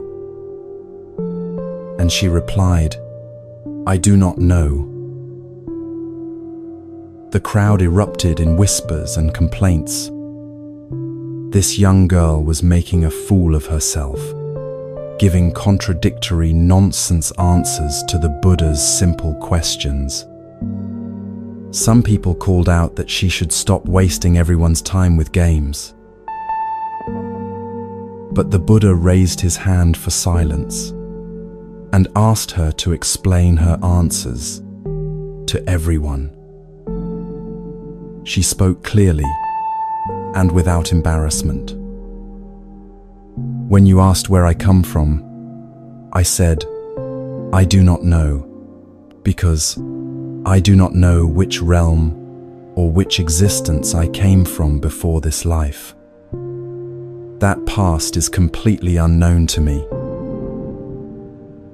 When you asked where I am going, I said I do not know, because I do not know where I will be reborn after this life ends, or when that will happen.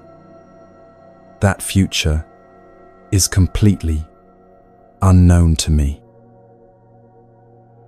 When you asked if I do not know, I said I know, because I know with complete certainty that death will come. That is absolutely certain, not unknown. When you asked if I know, I said I do not know, because I do not know when death will come. It could be today, tonight, this moment. That timing is completely unknown to me. The crowd fell silent. What had seemed like foolish contradiction was actually perfect precision. She had answered, with exact truth about what can be known and what cannot. The Buddha turned to the crowd and said this young girl understood the teaching more completely than people who had been listening to him for decades. She wasn't confused. She was crystal clear about the only things that actually matter. The past is gone. The future is unknown. Death is certain. Its timing is uncertain.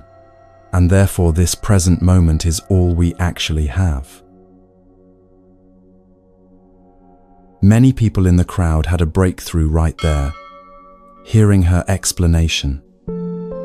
They suddenly understood what complete present moment awareness actually meant, not as philosophy, but as lived reality.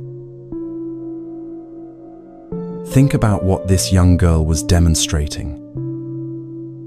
She wasn't pretending to know things she didn't know.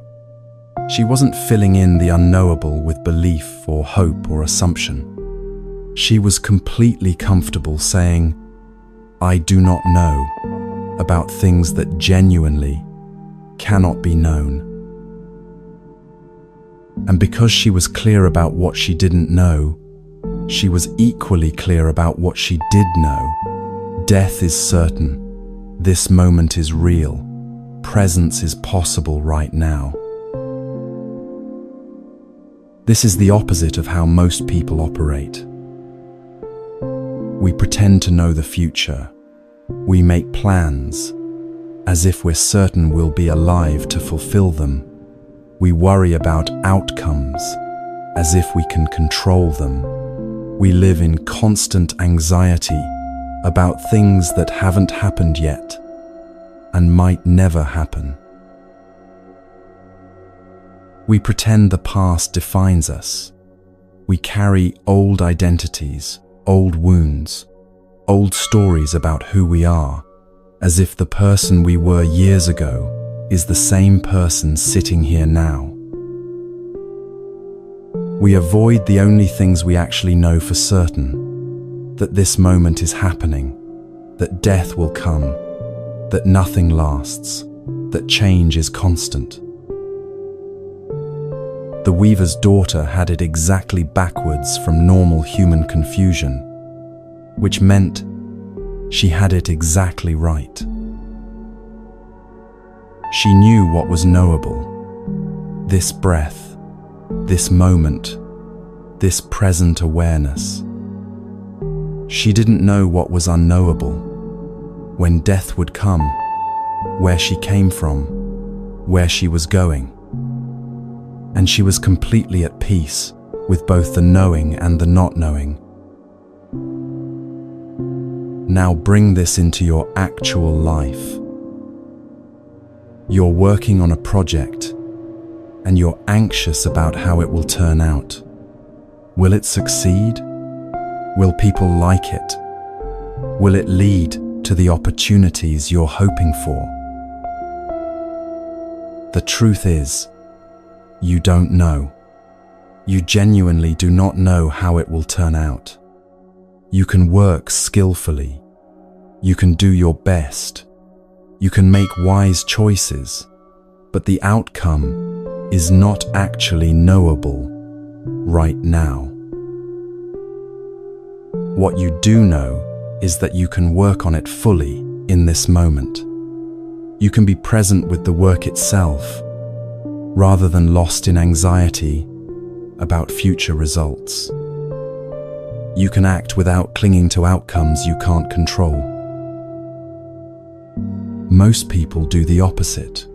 They're barely present with the actual work because they're so caught up in worrying about results they can't know or control. They exhaust themselves with anxiety about the unknowable future, while barely showing up for the knowable present. Or you're in a relationship, and you're consumed with questions about where it's going. Will this last? Is this person the one? What will happen 5 years from now? You don't know. You genuinely cannot know the future of a relationship because you don't even know if you'll both be alive tomorrow. What you do know is whether you want to be present with this person right now, in this conversation, in this moment. You can be fully here with what's actually happening rather than partially here while worrying about an imaginary future. Or you're facing a decision and you're paralyzed because you can't be certain it's the right choice. What if you choose wrong? What if you regret it? What if it leads to disaster? You don't know. You cannot know in advance how any choice will unfold because the future hasn't happened yet. What you do know is what feels true and clear right now, with the information and understanding you currently have. You can make the choice from presence rather than from fantasy, about knowing an unknowable future. This is what the weaver's daughter understood at 16, that most people never understand at 60, the power and freedom of clearly distinguishing between what can be known and what cannot. She wasn't wishy-washy or uncertain about life. She was more certain than people who pretend to know things they don't. She was certain about the present moment, certain about death's inevitability, certain about what she was experiencing right now. And because she wasn't wasting energy pretending to know the unknowable, she had full energy available for being present with what was actually here. Think about how much energy you spend trying to control or predict or worry about things you genuinely cannot know. How will your career unfold over the next decade? You don't know. Will your children grow up to be happy and successful? You don't know. Will the work you're doing now matter in 5 years? You don't know. When will you die? You don't know. And yet you probably spend hours every day worrying about these unknowable things, planning for futures that may never arrive, living in anxiety about outcomes you cannot control. What if you just stopped? Not stopped caring, not stopped working or planning or acting, but stopped pretending you know things you don't know, stopped wasting energy on anxiety about the unknowable. What if you brought all that energy back to what you actually can know? This moment, this breath, this choice, this action, this presence. The weaver's daughter practiced death awareness not to become morbid, but to become alive. Knowing that death could come at any moment meant she couldn't waste this moment on things that don't actually matter. Knowing the future was unknowable meant she could be fully present with what was actually here. This is how you act without attachment to results, not by not caring about results, but by clearly seeing that you don't actually control them, so clinging to them just creates suffering. You do the work as skillfully as you can right now. You make the choice that seems wisest with current understanding. You show up fully for the relationship as it actually is today. You care deeply about all of it. And you hold it all lightly because you understand the truth the weaver's daughter understood. You don't know where it's all going. You don't know how long any of it will last. You don't know when death will come for you or anyone you love. So you give yourself completely to this moment, because this moment is all you actually have, and you do it without the suffering of clinging to futures you cannot know or pasts you cannot change. That's not pessimism or resignation. That's freedom. That's what it means to act without attachment to outcomes, to do everything fully while knowing you control almost nothing. The weaver's daughter, at 16, understood this so completely that even the Buddha held her up as an example to people who'd been practicing for decades. Not because she knew more than them, but because she was crystal clear about what she didn't know, and that clarity freed her to be completely present with what she did know. This moment, this breath, this one precious life that will definitely end at an unknowable time. You can access that same clarity right now. You can stop pretending to know the unknowable. Stop exhausting yourself with anxiety about what you cannot control, and bring all your presence back to what's actually here. And when you do, you discover the same freedom she did, the ability to act completely, care deeply, work skillfully, love fully, all while holding everything lightly because you understand the truth. You don't know how any of it will end, and that not knowing is wisdom, not ignorance.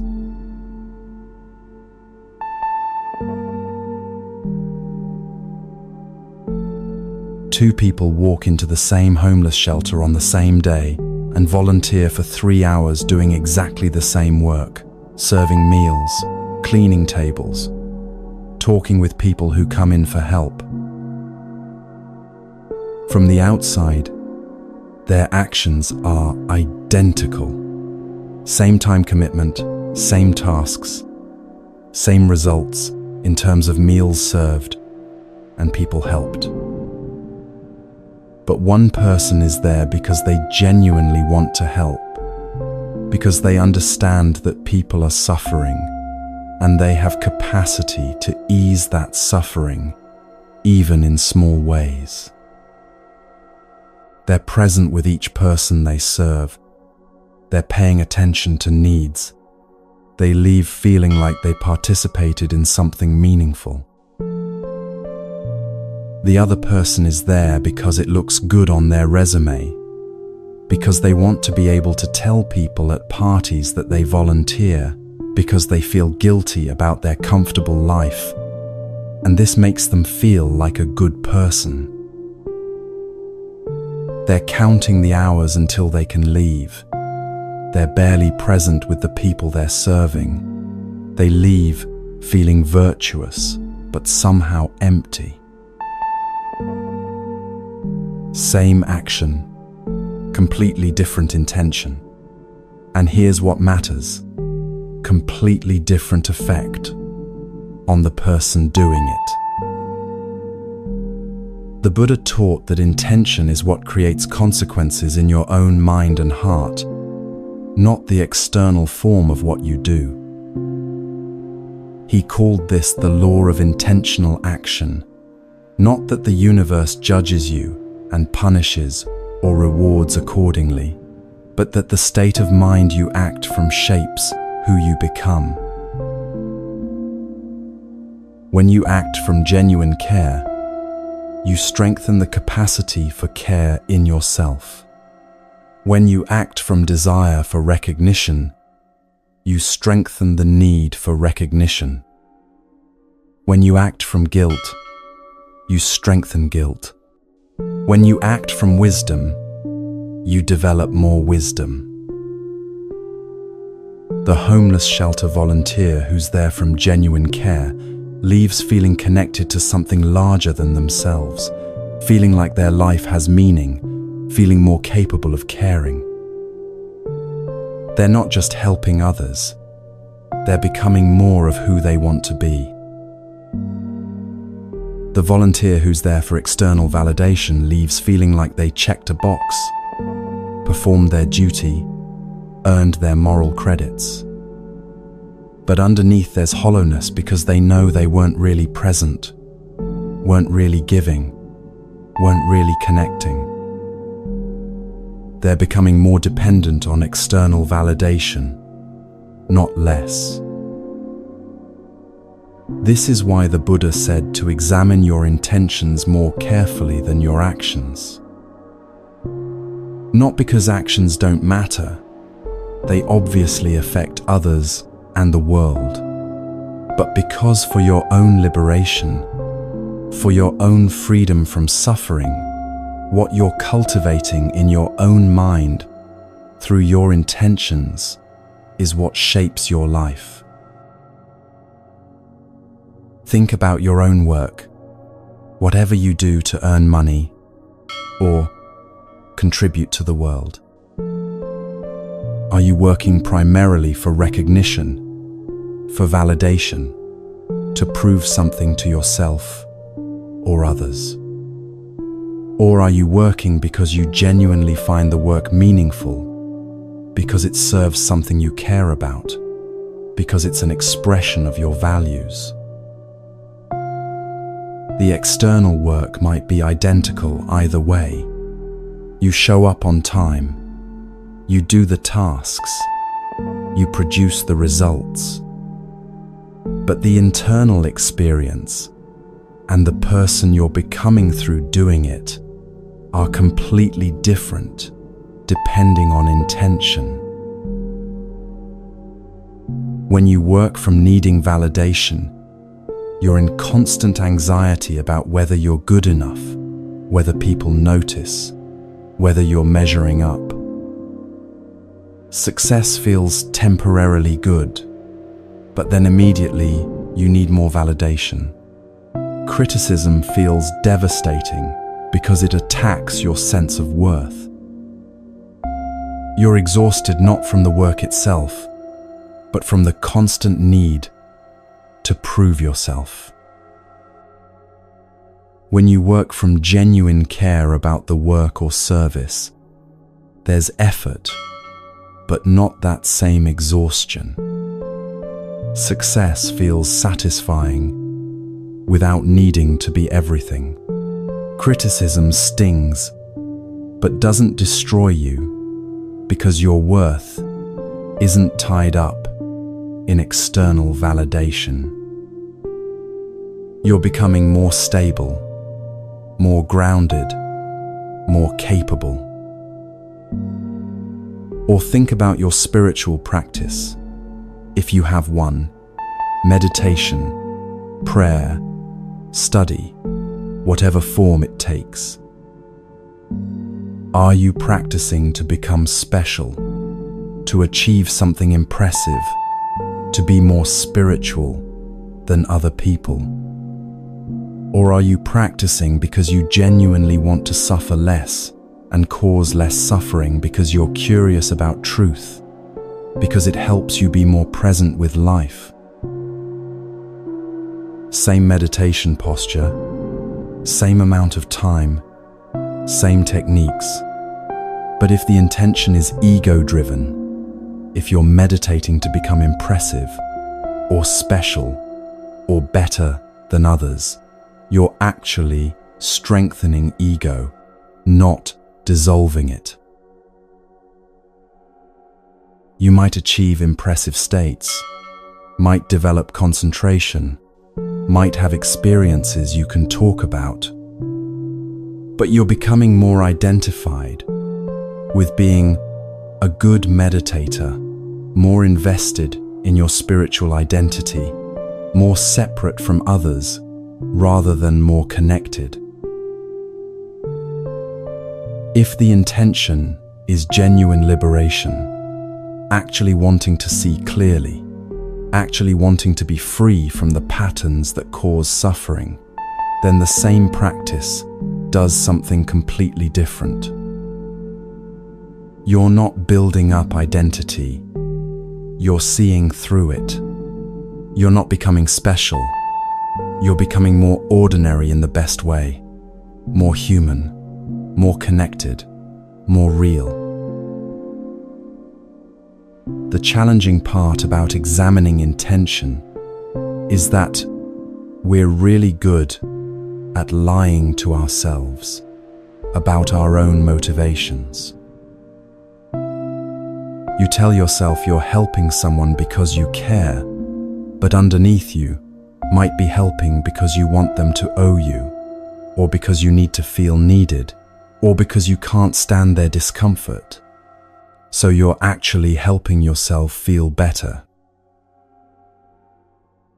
You tell yourself you're setting a boundary for healthy reasons, but underneath you might be pushing someone away from hatred or fear, trying to punish them while calling it self-care.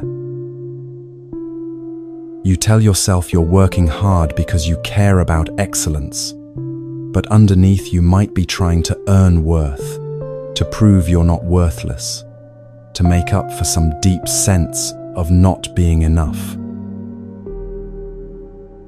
This is where honest self-examination becomes crucial, not to judge yourself, not to feel guilty, but to see clearly what's actually driving your actions so you can work with it.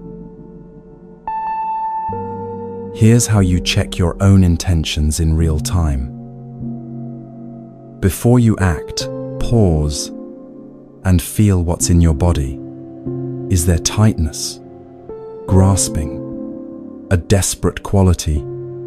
That's usually ego-driven intention, needing something, trying to get something, protecting something. Is there harshness, aggression, a pushing away quality? That's usually hatred or aversion driving the action, even if the action looks positive on the surface.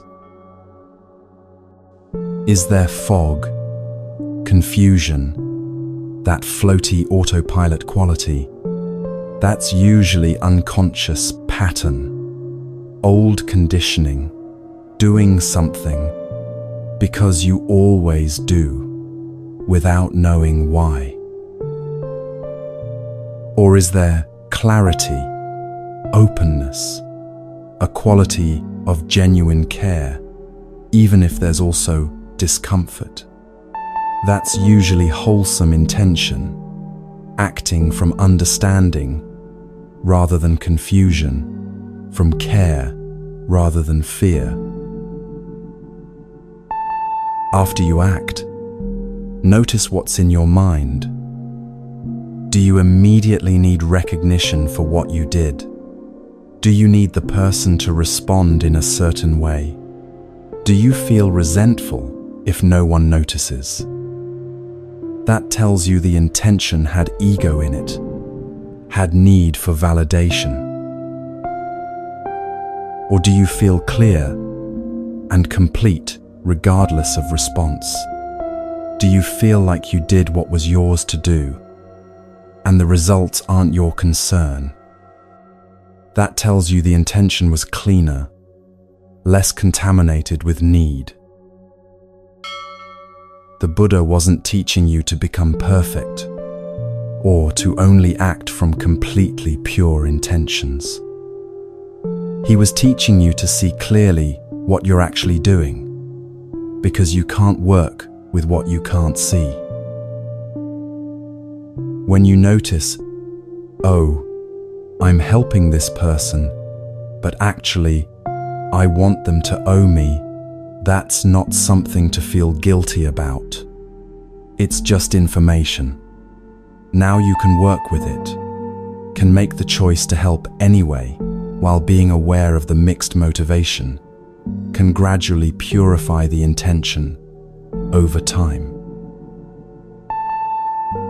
When you notice, I'm meditating, but actually, I'm trying to become special, that's valuable seeing. Now you can adjust, can bring the intention back to genuine practice rather than ego building. This is how intention transforms over time, not through forcing yourself to have pure motivation, but through seeing clearly what's actually present and working with it honestly. Maybe you start volunteering partly for resume building and partly from genuine care. That's fine, but as you practice and pay attention, you notice when the resume building motivation is active and when the genuine care is active. Over time, with awareness, the genuine care naturally becomes stronger because it feels better, it's more aligned with truth, it creates less suffering in you. Maybe you start meditating partly to become impressive and partly from genuine curiosity about truth. As you practice honestly examining your intentions, you see more and more clearly how the ego-driven part creates suffering, the comparison, the need for validation, the disappointment when you're not progressing fast enough. And you see how the genuine curiosity part feels lighter, clearer, more sustainable. Gradually, the genuine motivation grows stronger, not because you're forcing it, but because you're seeing clearly what each kind of motivation creates. This is the path the Buddha taught, not becoming perfect, not having only pure intentions immediately, but developing the honesty to see what's actually driving you and the wisdom to work with it skillfully. Same action can be done from greed or generosity. Same boundary can be set from hatred or wisdom. Same meditation can be done from ego or genuine aspiration. The external form tells you almost nothing. The intention is what shapes who you're becoming. So when you're about to act, when you're about to help someone, make a decision, speak, stay silent, give something, refuse something, pause for just a moment, and check what you're actually feeling underneath the action. Not to judge it, not to only act when intention is perfectly pure, but to see clearly what's driving you, so you're not unconscious, so you're actually working with reality, rather than being swept along by unconscious patterns. And over time, with this kind of honest self-examination, your intentions naturally become cleaner, not because you're forcing them to be, but because you're seeing clearly what creates suffering and what creates freedom, and you're choosing freedom more and more often. That's the transformation the Buddha taught. Not instant perfection, not superhuman purity, but gradual clarification through honest seeing, of what's actually present in your own heart and mind. And that honesty, that ability to admit what really drives you without judgment, to see clearly what's present without denial, that's what makes transformation possible.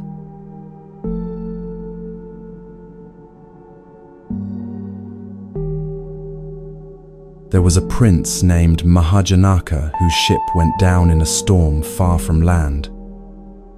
The wooden vessel carrying him home to claim his rightful throne splintered and sank, taking everyone aboard into the depths, except for him.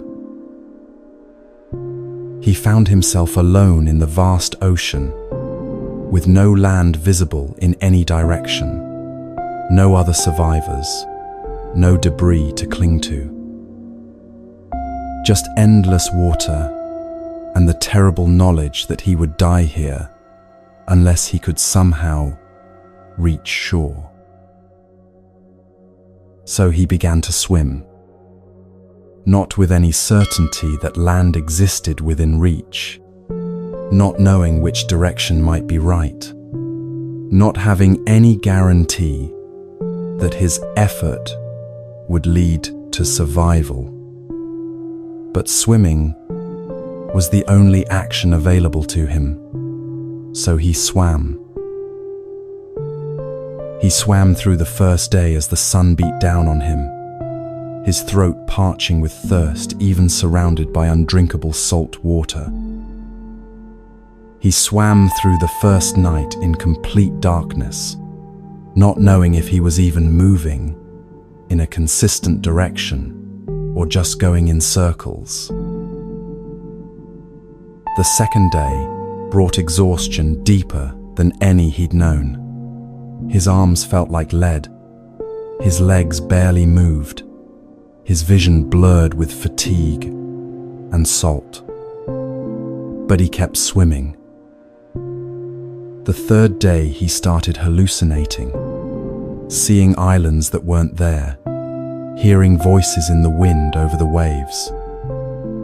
His body was shutting down from dehydration and exhaustion, but still, he swam. By the fourth day, he'd entered a strange state beyond ordinary consciousness. His body was moving, but he wasn't directing it anymore. Something deeper than his conscious mind had taken over, keeping the rhythm of swimming going, even as his awareness drifted. The fifth day, the sixth day, time lost meaning. There was only the motion of swimming, the endless water, the continuation of effort, even though hope had long since disappeared. On the seventh day, a goddess named Manimakala, who lived in the ocean, happened to pass by. She saw this man still swimming after 7 days in the open sea, still making the movements even though his body was nearly finished, still persisting even though there was no rational reason to believe it would matter.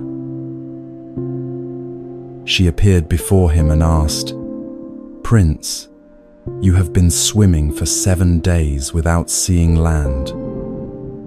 You don't know if land exists anywhere near you. You don't know if you're swimming in the right direction. You're exhausted beyond measure. Why do you keep swimming?" And he answered, "Because swimming is what I can do. I cannot control whether land is near. I cannot guarantee I'll survive. I cannot force the ocean to deliver me to shore. But I can swim, so I swim." She was so moved by this answer, by the combination of maximum effort without attachment to results, by the wisdom of doing everything possible while accepting that outcomes weren't in his control, that she carried him to shore herself. When the Buddha told this story centuries later, He pointed to what made Prince Mahajanaka's approach wise, rather than just stubborn. The prince gave absolutely everything he had. He didn't hold back effort, didn't swim at 50% while waiting to see if it would work. He gave complete effort, as if his life depended on it, which it did. But he also wasn't attached to the outcome. He didn't torture himself with, "Why isn't this working?" Didn't waste energy on resentment that land wasn't appearing. Didn't fall into despair about whether his effort mattered. He simply did what he could do and let go of what he couldn't control. This combination, maximum effort plus complete letting go, that's what wisdom looks like in action. Think about something you're working toward right now that isn't happening on your timeline.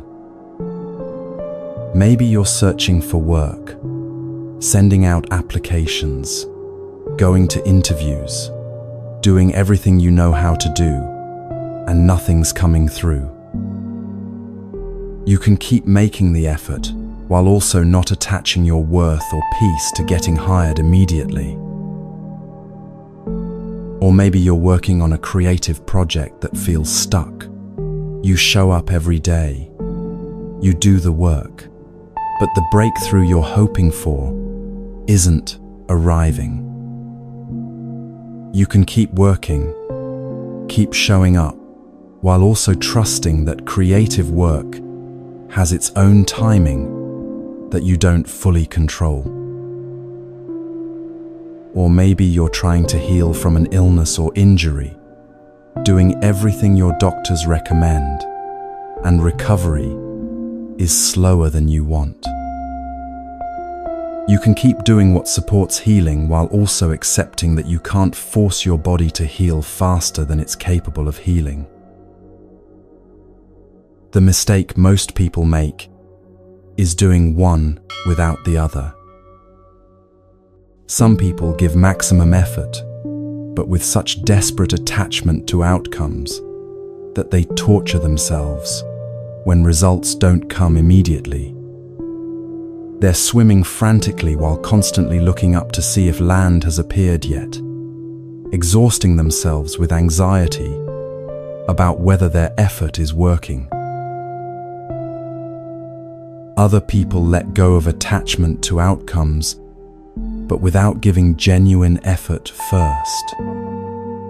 They tell themselves they're trusting the process, while actually just not doing the work, not taking the actions available to them, waiting passively for something to happen.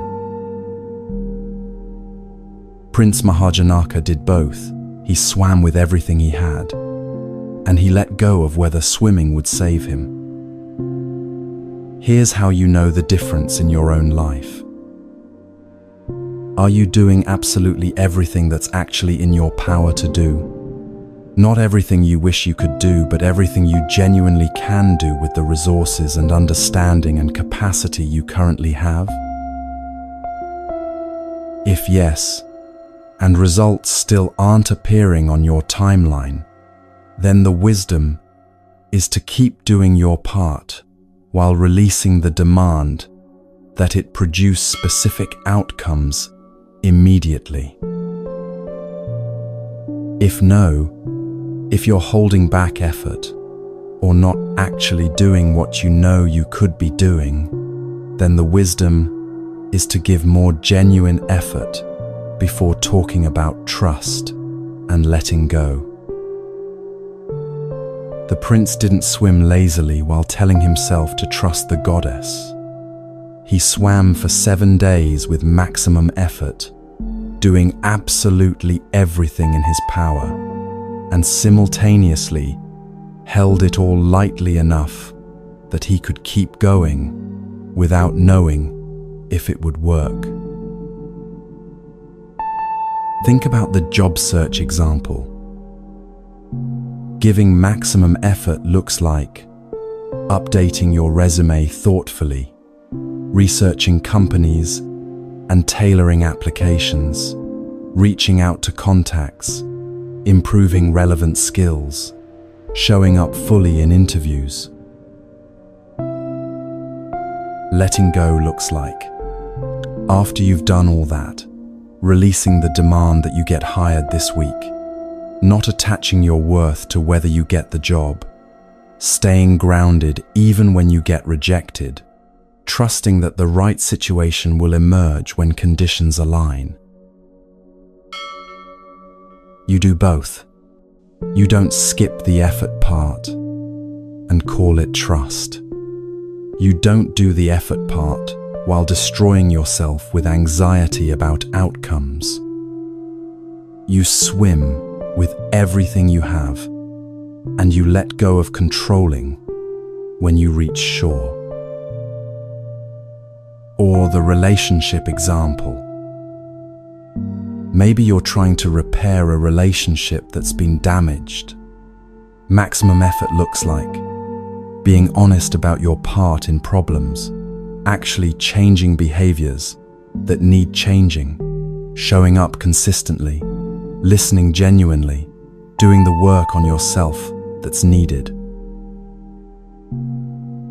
Letting go looks like, after you've done all that, accepting that you can't force the other person to heal on your timeline, not attaching your peace to whether they respond how you want, staying open without demanding specific outcomes.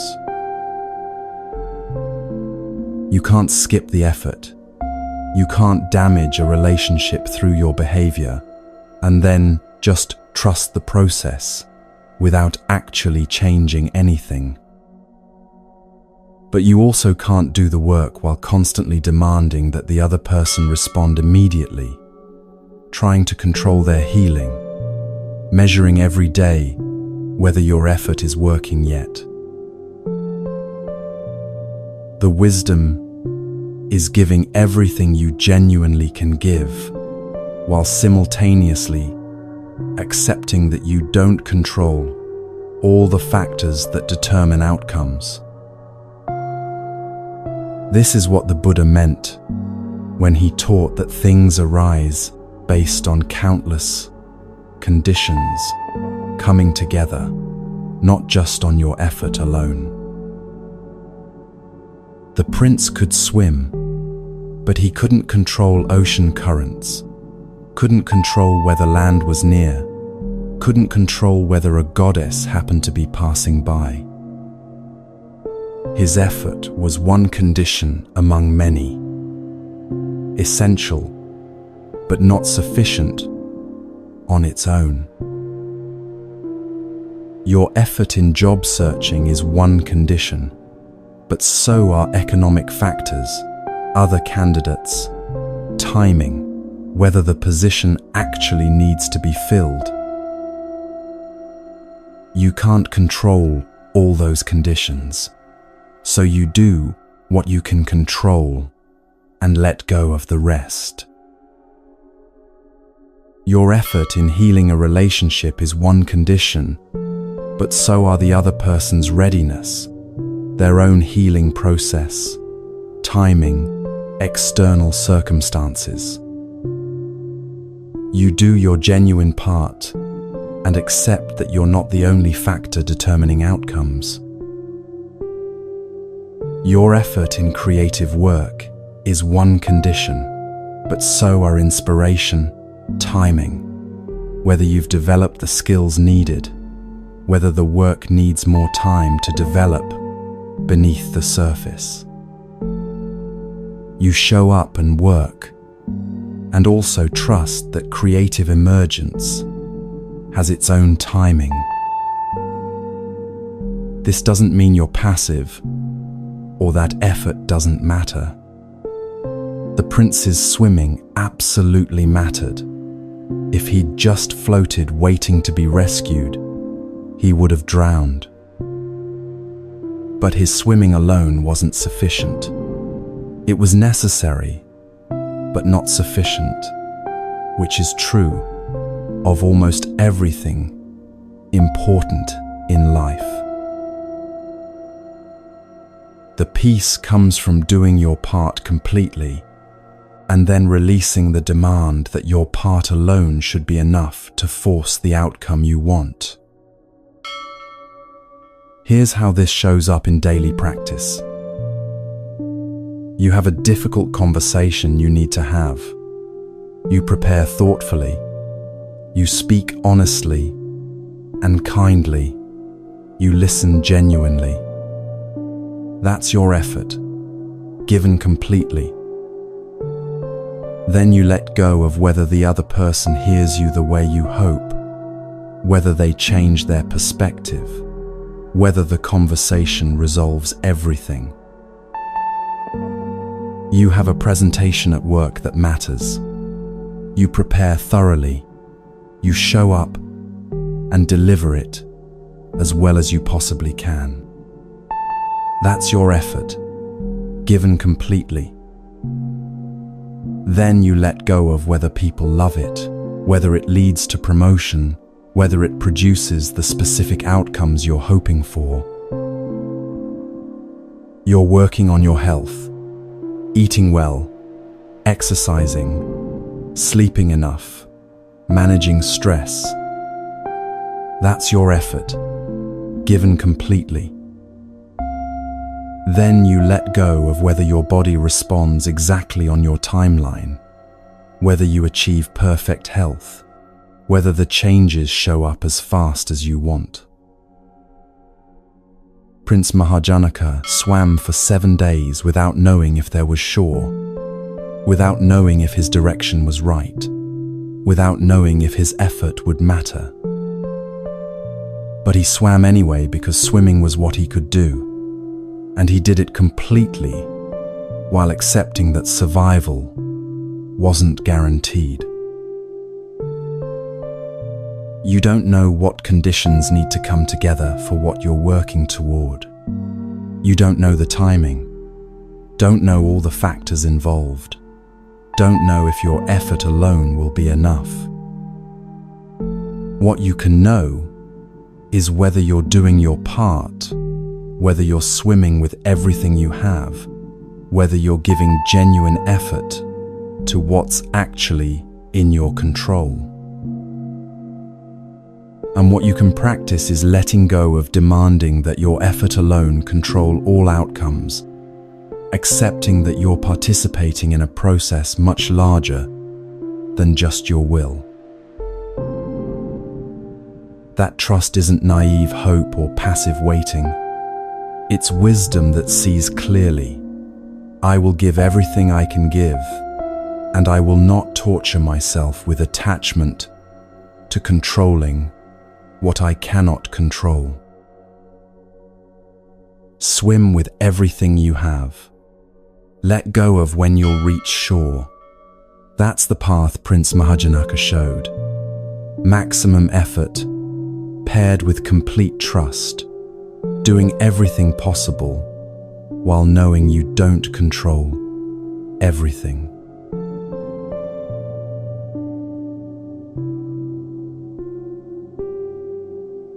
The Buddha was teaching a group of monks about a practice he'd found beneficial, eating just 1 meal per day during the middle part of the day, then fasting until the next morning. He explained that this practice brought clarity to the mind, lightness to the body, and helped develop discipline without the heaviness that comes from eating late into the evening. It wasn't a rule or commandment. He was simply sharing what he'd discovered through his own experience about how eating patterns affected practice. Most of the monks listened with interest and said they would try this approach, recognizing it as reasonable guidance from someone whose wisdom they trusted. But there was a group of monks led by 2 men named Asaji and Punabasu who responded very differently. They looked at each other Then one of them spoke up. We're comfortable eating whenever we want. We don't see any reason to change that. This practice might work for some people, but we're fine with our current approach. The other monks were shocked by this dismissive response to the Buddha's teaching. Here was guidance from the awakened one about a practice that supported clarity and discipline, and these monks were basically saying, "No thanks, we prefer comfort." The Buddha, however, didn't get angry or criticize them. Instead, he used their response as an opportunity to teach something much deeper than just about eating habits. He taught about what the middle way actually means in practice. "I don't say that wisdom comes all at once," the Buddha told them.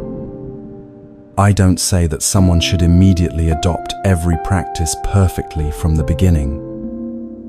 Rather, wisdom develops through gradual training, gradual action, gradual practice." He then described 7 different types of practitioners, ranging from those who achieve complete liberation in this very life to those who make steady progress over longer periods of time.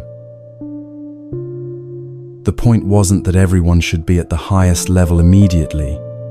The point was that practice develops gradually, according to each person's capacity and circumstances.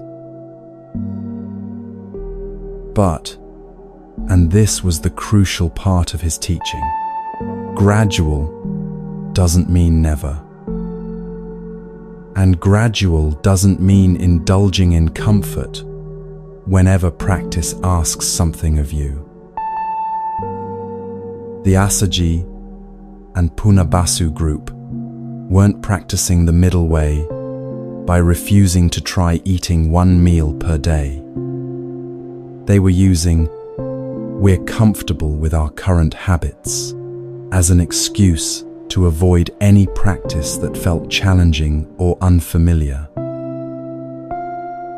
They were choosing comfort over growth, indulgence over discipline, staying exactly where they were, over any kind of development. That's not the middle way. That's just staying stuck while calling it wisdom. But the Buddha also made clear that the opposite extreme wasn't wisdom either. If someone tried to immediately adopt every advanced practice without any gradual development, they'd burn out, become rigid, or damage themselves like Mahapala, who lost his eyesight from excessive practice. The middle way is something more subtle than just don't do too much or too little. It's understanding that practice develops in stages, that you work with where you actually are, rather than where you think you should be, and that gradual means steady growth, not permanent avoidance of anything challenging. Think about your own life and practice right now. Maybe you're interested in meditation, but you tell yourself you'll start when you have more time, when your life is less chaotic, when conditions are perfect. That's not the middle way of gradual practice. That's using gradual as an excuse for never starting. The middle way would be start with 5 minutes a day, because that's what you can actually sustain right now, and do those 5 minutes consistently, rather than waiting for the perfect moment to do 45 minutes. Or maybe you want to eat more healthfully, but you tell yourself you're being gradual by making no changes at all to your current habits. That's not gradual practice. That's staying stuck. The middle way would be change one meal, or change one habit, or change one choice at a time in a way you can actually maintain, and build from there rather than either attempting to transform everything overnight or attempting to change nothing. Or maybe you know you need to have a difficult conversation with someone, but you keep postponing it, telling yourself you're waiting for the right time, being patient, not forcing things. If you're genuinely preparing yourself, developing the clarity and skill to have the conversation well, that's gradual practice. If you're just avoiding discomfort indefinitely, that's not the middle way. That's fear disguised as patience. The Buddha's teaching at Kitagiri was precise about this distinction. Gradual training means you start where you are and move forward step by step, not that you justify staying exactly where you are forever, because change feels uncomfortable. It means you don't overwhelm yourself by trying to be perfect immediately, but you also don't use the idea of gradual development as permission to never actually develop. Here's how you tell the difference in your own practice. If you're genuinely working at your edge, doing what you can actually sustain, while also challenging yourself appropriately, you'll feel some discomfort, but not overwhelming strain. You'll feel yourself growing, but not breaking. You'll have setbacks, but you'll keep returning to practice rather than abandoning it entirely. If you're using gradual as an excuse for avoidance, you'll keep postponing the same growth indefinitely. You'll always have reasons why now isn't the right time. You'll be comfortable, but not developing. And underneath the comfort, there will probably be a nagging awareness that you're avoiding rather than growing. But if you're pushing yourself beyond what's sustainable, you'll burn out, become rigid, or hurt yourself. You'll feel constant strain with no sense of natural growth. You'll abandon practice entirely when you finally exhaust yourself, or you'll become judgmental and harsh with yourself and others. The middle way navigates between these extremes with wisdom, not with rules. For one person at one time, eating one meal per day might be exactly right. It supports their practice, feels sustainable, creates the clarity they're looking for. For another person, at another time, eating one meal per day might be too extreme. They need more frequent nutrition for their body type, or activity level, or health situation, and forcing that practice would be harmful. For the Asaji Punabasu group, the issue wasn't whether eating one meal per day was right or wrong for them specifically. The issue was their attitude, their immediate rejection of anything that would challenge their current comfort, their unwillingness to even try or investigate. The Buddha was teaching that wisdom means working with your actual capacity while also genuinely working, not just settling into comfortable habits and calling it the middle way. This shows up everywhere in spiritual practice and in life. Someone wants to start exercising but tells themselves they'll start gradually by thinking about it for 6 months before taking any action. That's not gradual, that's avoidance. Gradual would be one short walk this week, building from there. Someone wants to start meditating, but tells themselves they need to read 5 more books about meditation first, need to find the perfect technique, need to understand everything before starting. That's not gradual preparation. That's using preparation as avoidance. Gradual would be sitting for 5 minutes today with whatever technique seems reasonable. Someone wants to change careers but tells themselves they're being wise and gradual by not taking any steps toward that change for years. Unless they're genuinely doing the slow work of building skills, or saving money, or preparing thoughtfully, that's not gradual, that's stuck. But the opposite is also true. Someone decides to start meditating and immediately tries to sit for 2 hours a day, becomes rigid about it, judges themselves harshly for every wandering thought, and burns out within a month. That's not the middle way either. That's forcing, and it creates the same problem in reverse.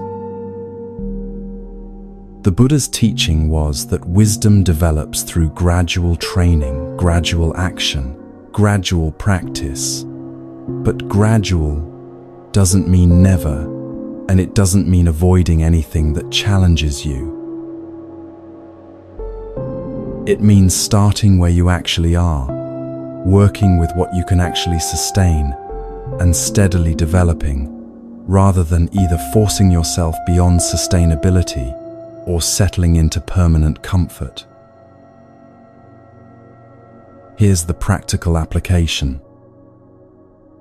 Choose one area of your life where you know something needs to develop, but you've been stuck.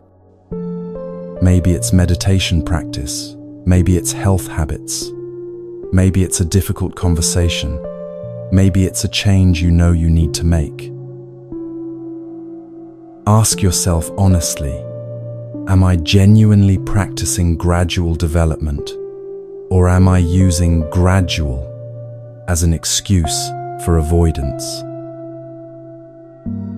If you're genuinely working gradually, you'll see actual movement over time, even if it's slow.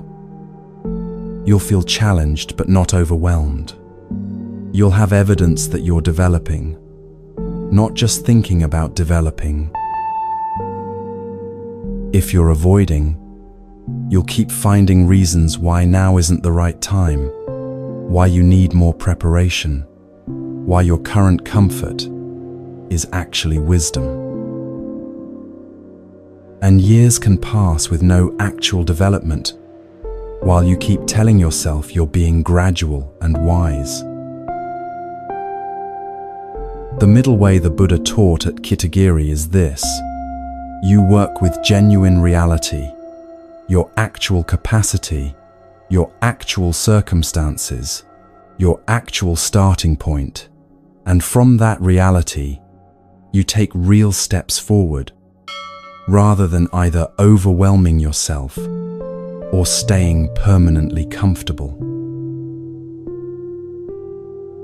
It's patient with the process, while also actually engaging in the process, not just thinking about engaging in the process someday when conditions are perfect.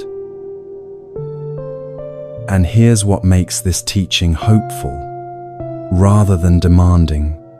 The Buddha explicitly said that people develop at different rates through different paths, and that's completely natural and fine. You don't have to achieve everything immediately. You don't have to match anyone else's pace. You don't have to be perfect right now. Gradual really does mean gradual, steady development over time, according to your actual capacity. But you do have to actually practice, rather than just think about practicing. You do have to take real steps, even if they're small. You do have to work with where you are, rather than just hoping where you are will magically change without any effort from you. That's the middle way made concrete, not a rule about what practices to do or avoid, but a wisdom about how to work with your actual life in a way that creates real development without either forcing or avoiding. And the possibility that creates that you can actually do this, that steady practice over time really does transform things, that you don't need to be superhuman or perfect, just genuinely engaged. That's what makes the path sustainable.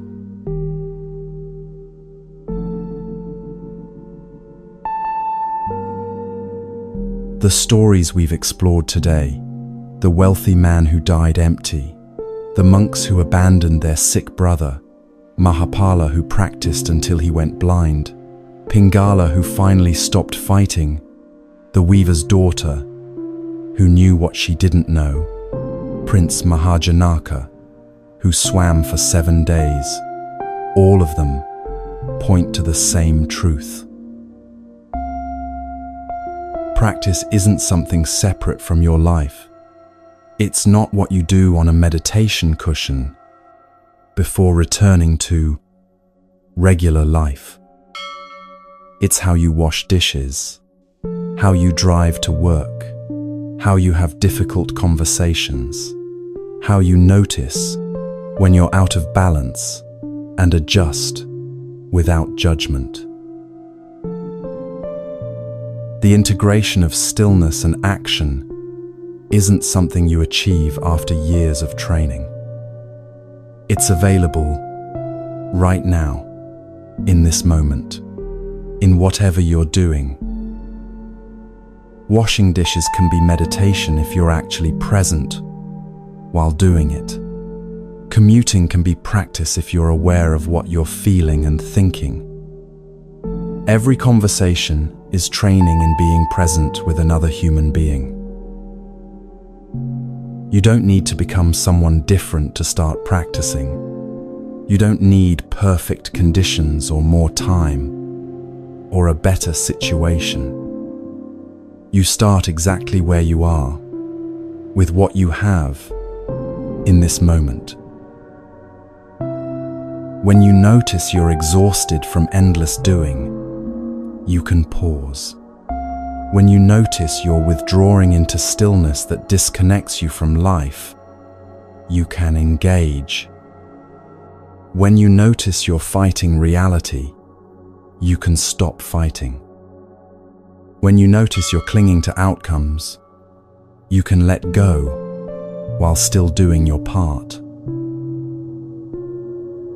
This isn't about perfection. It's about being present with what's actually here, over and over, beginning again in each moment. That's the practice. That's all it's ever been.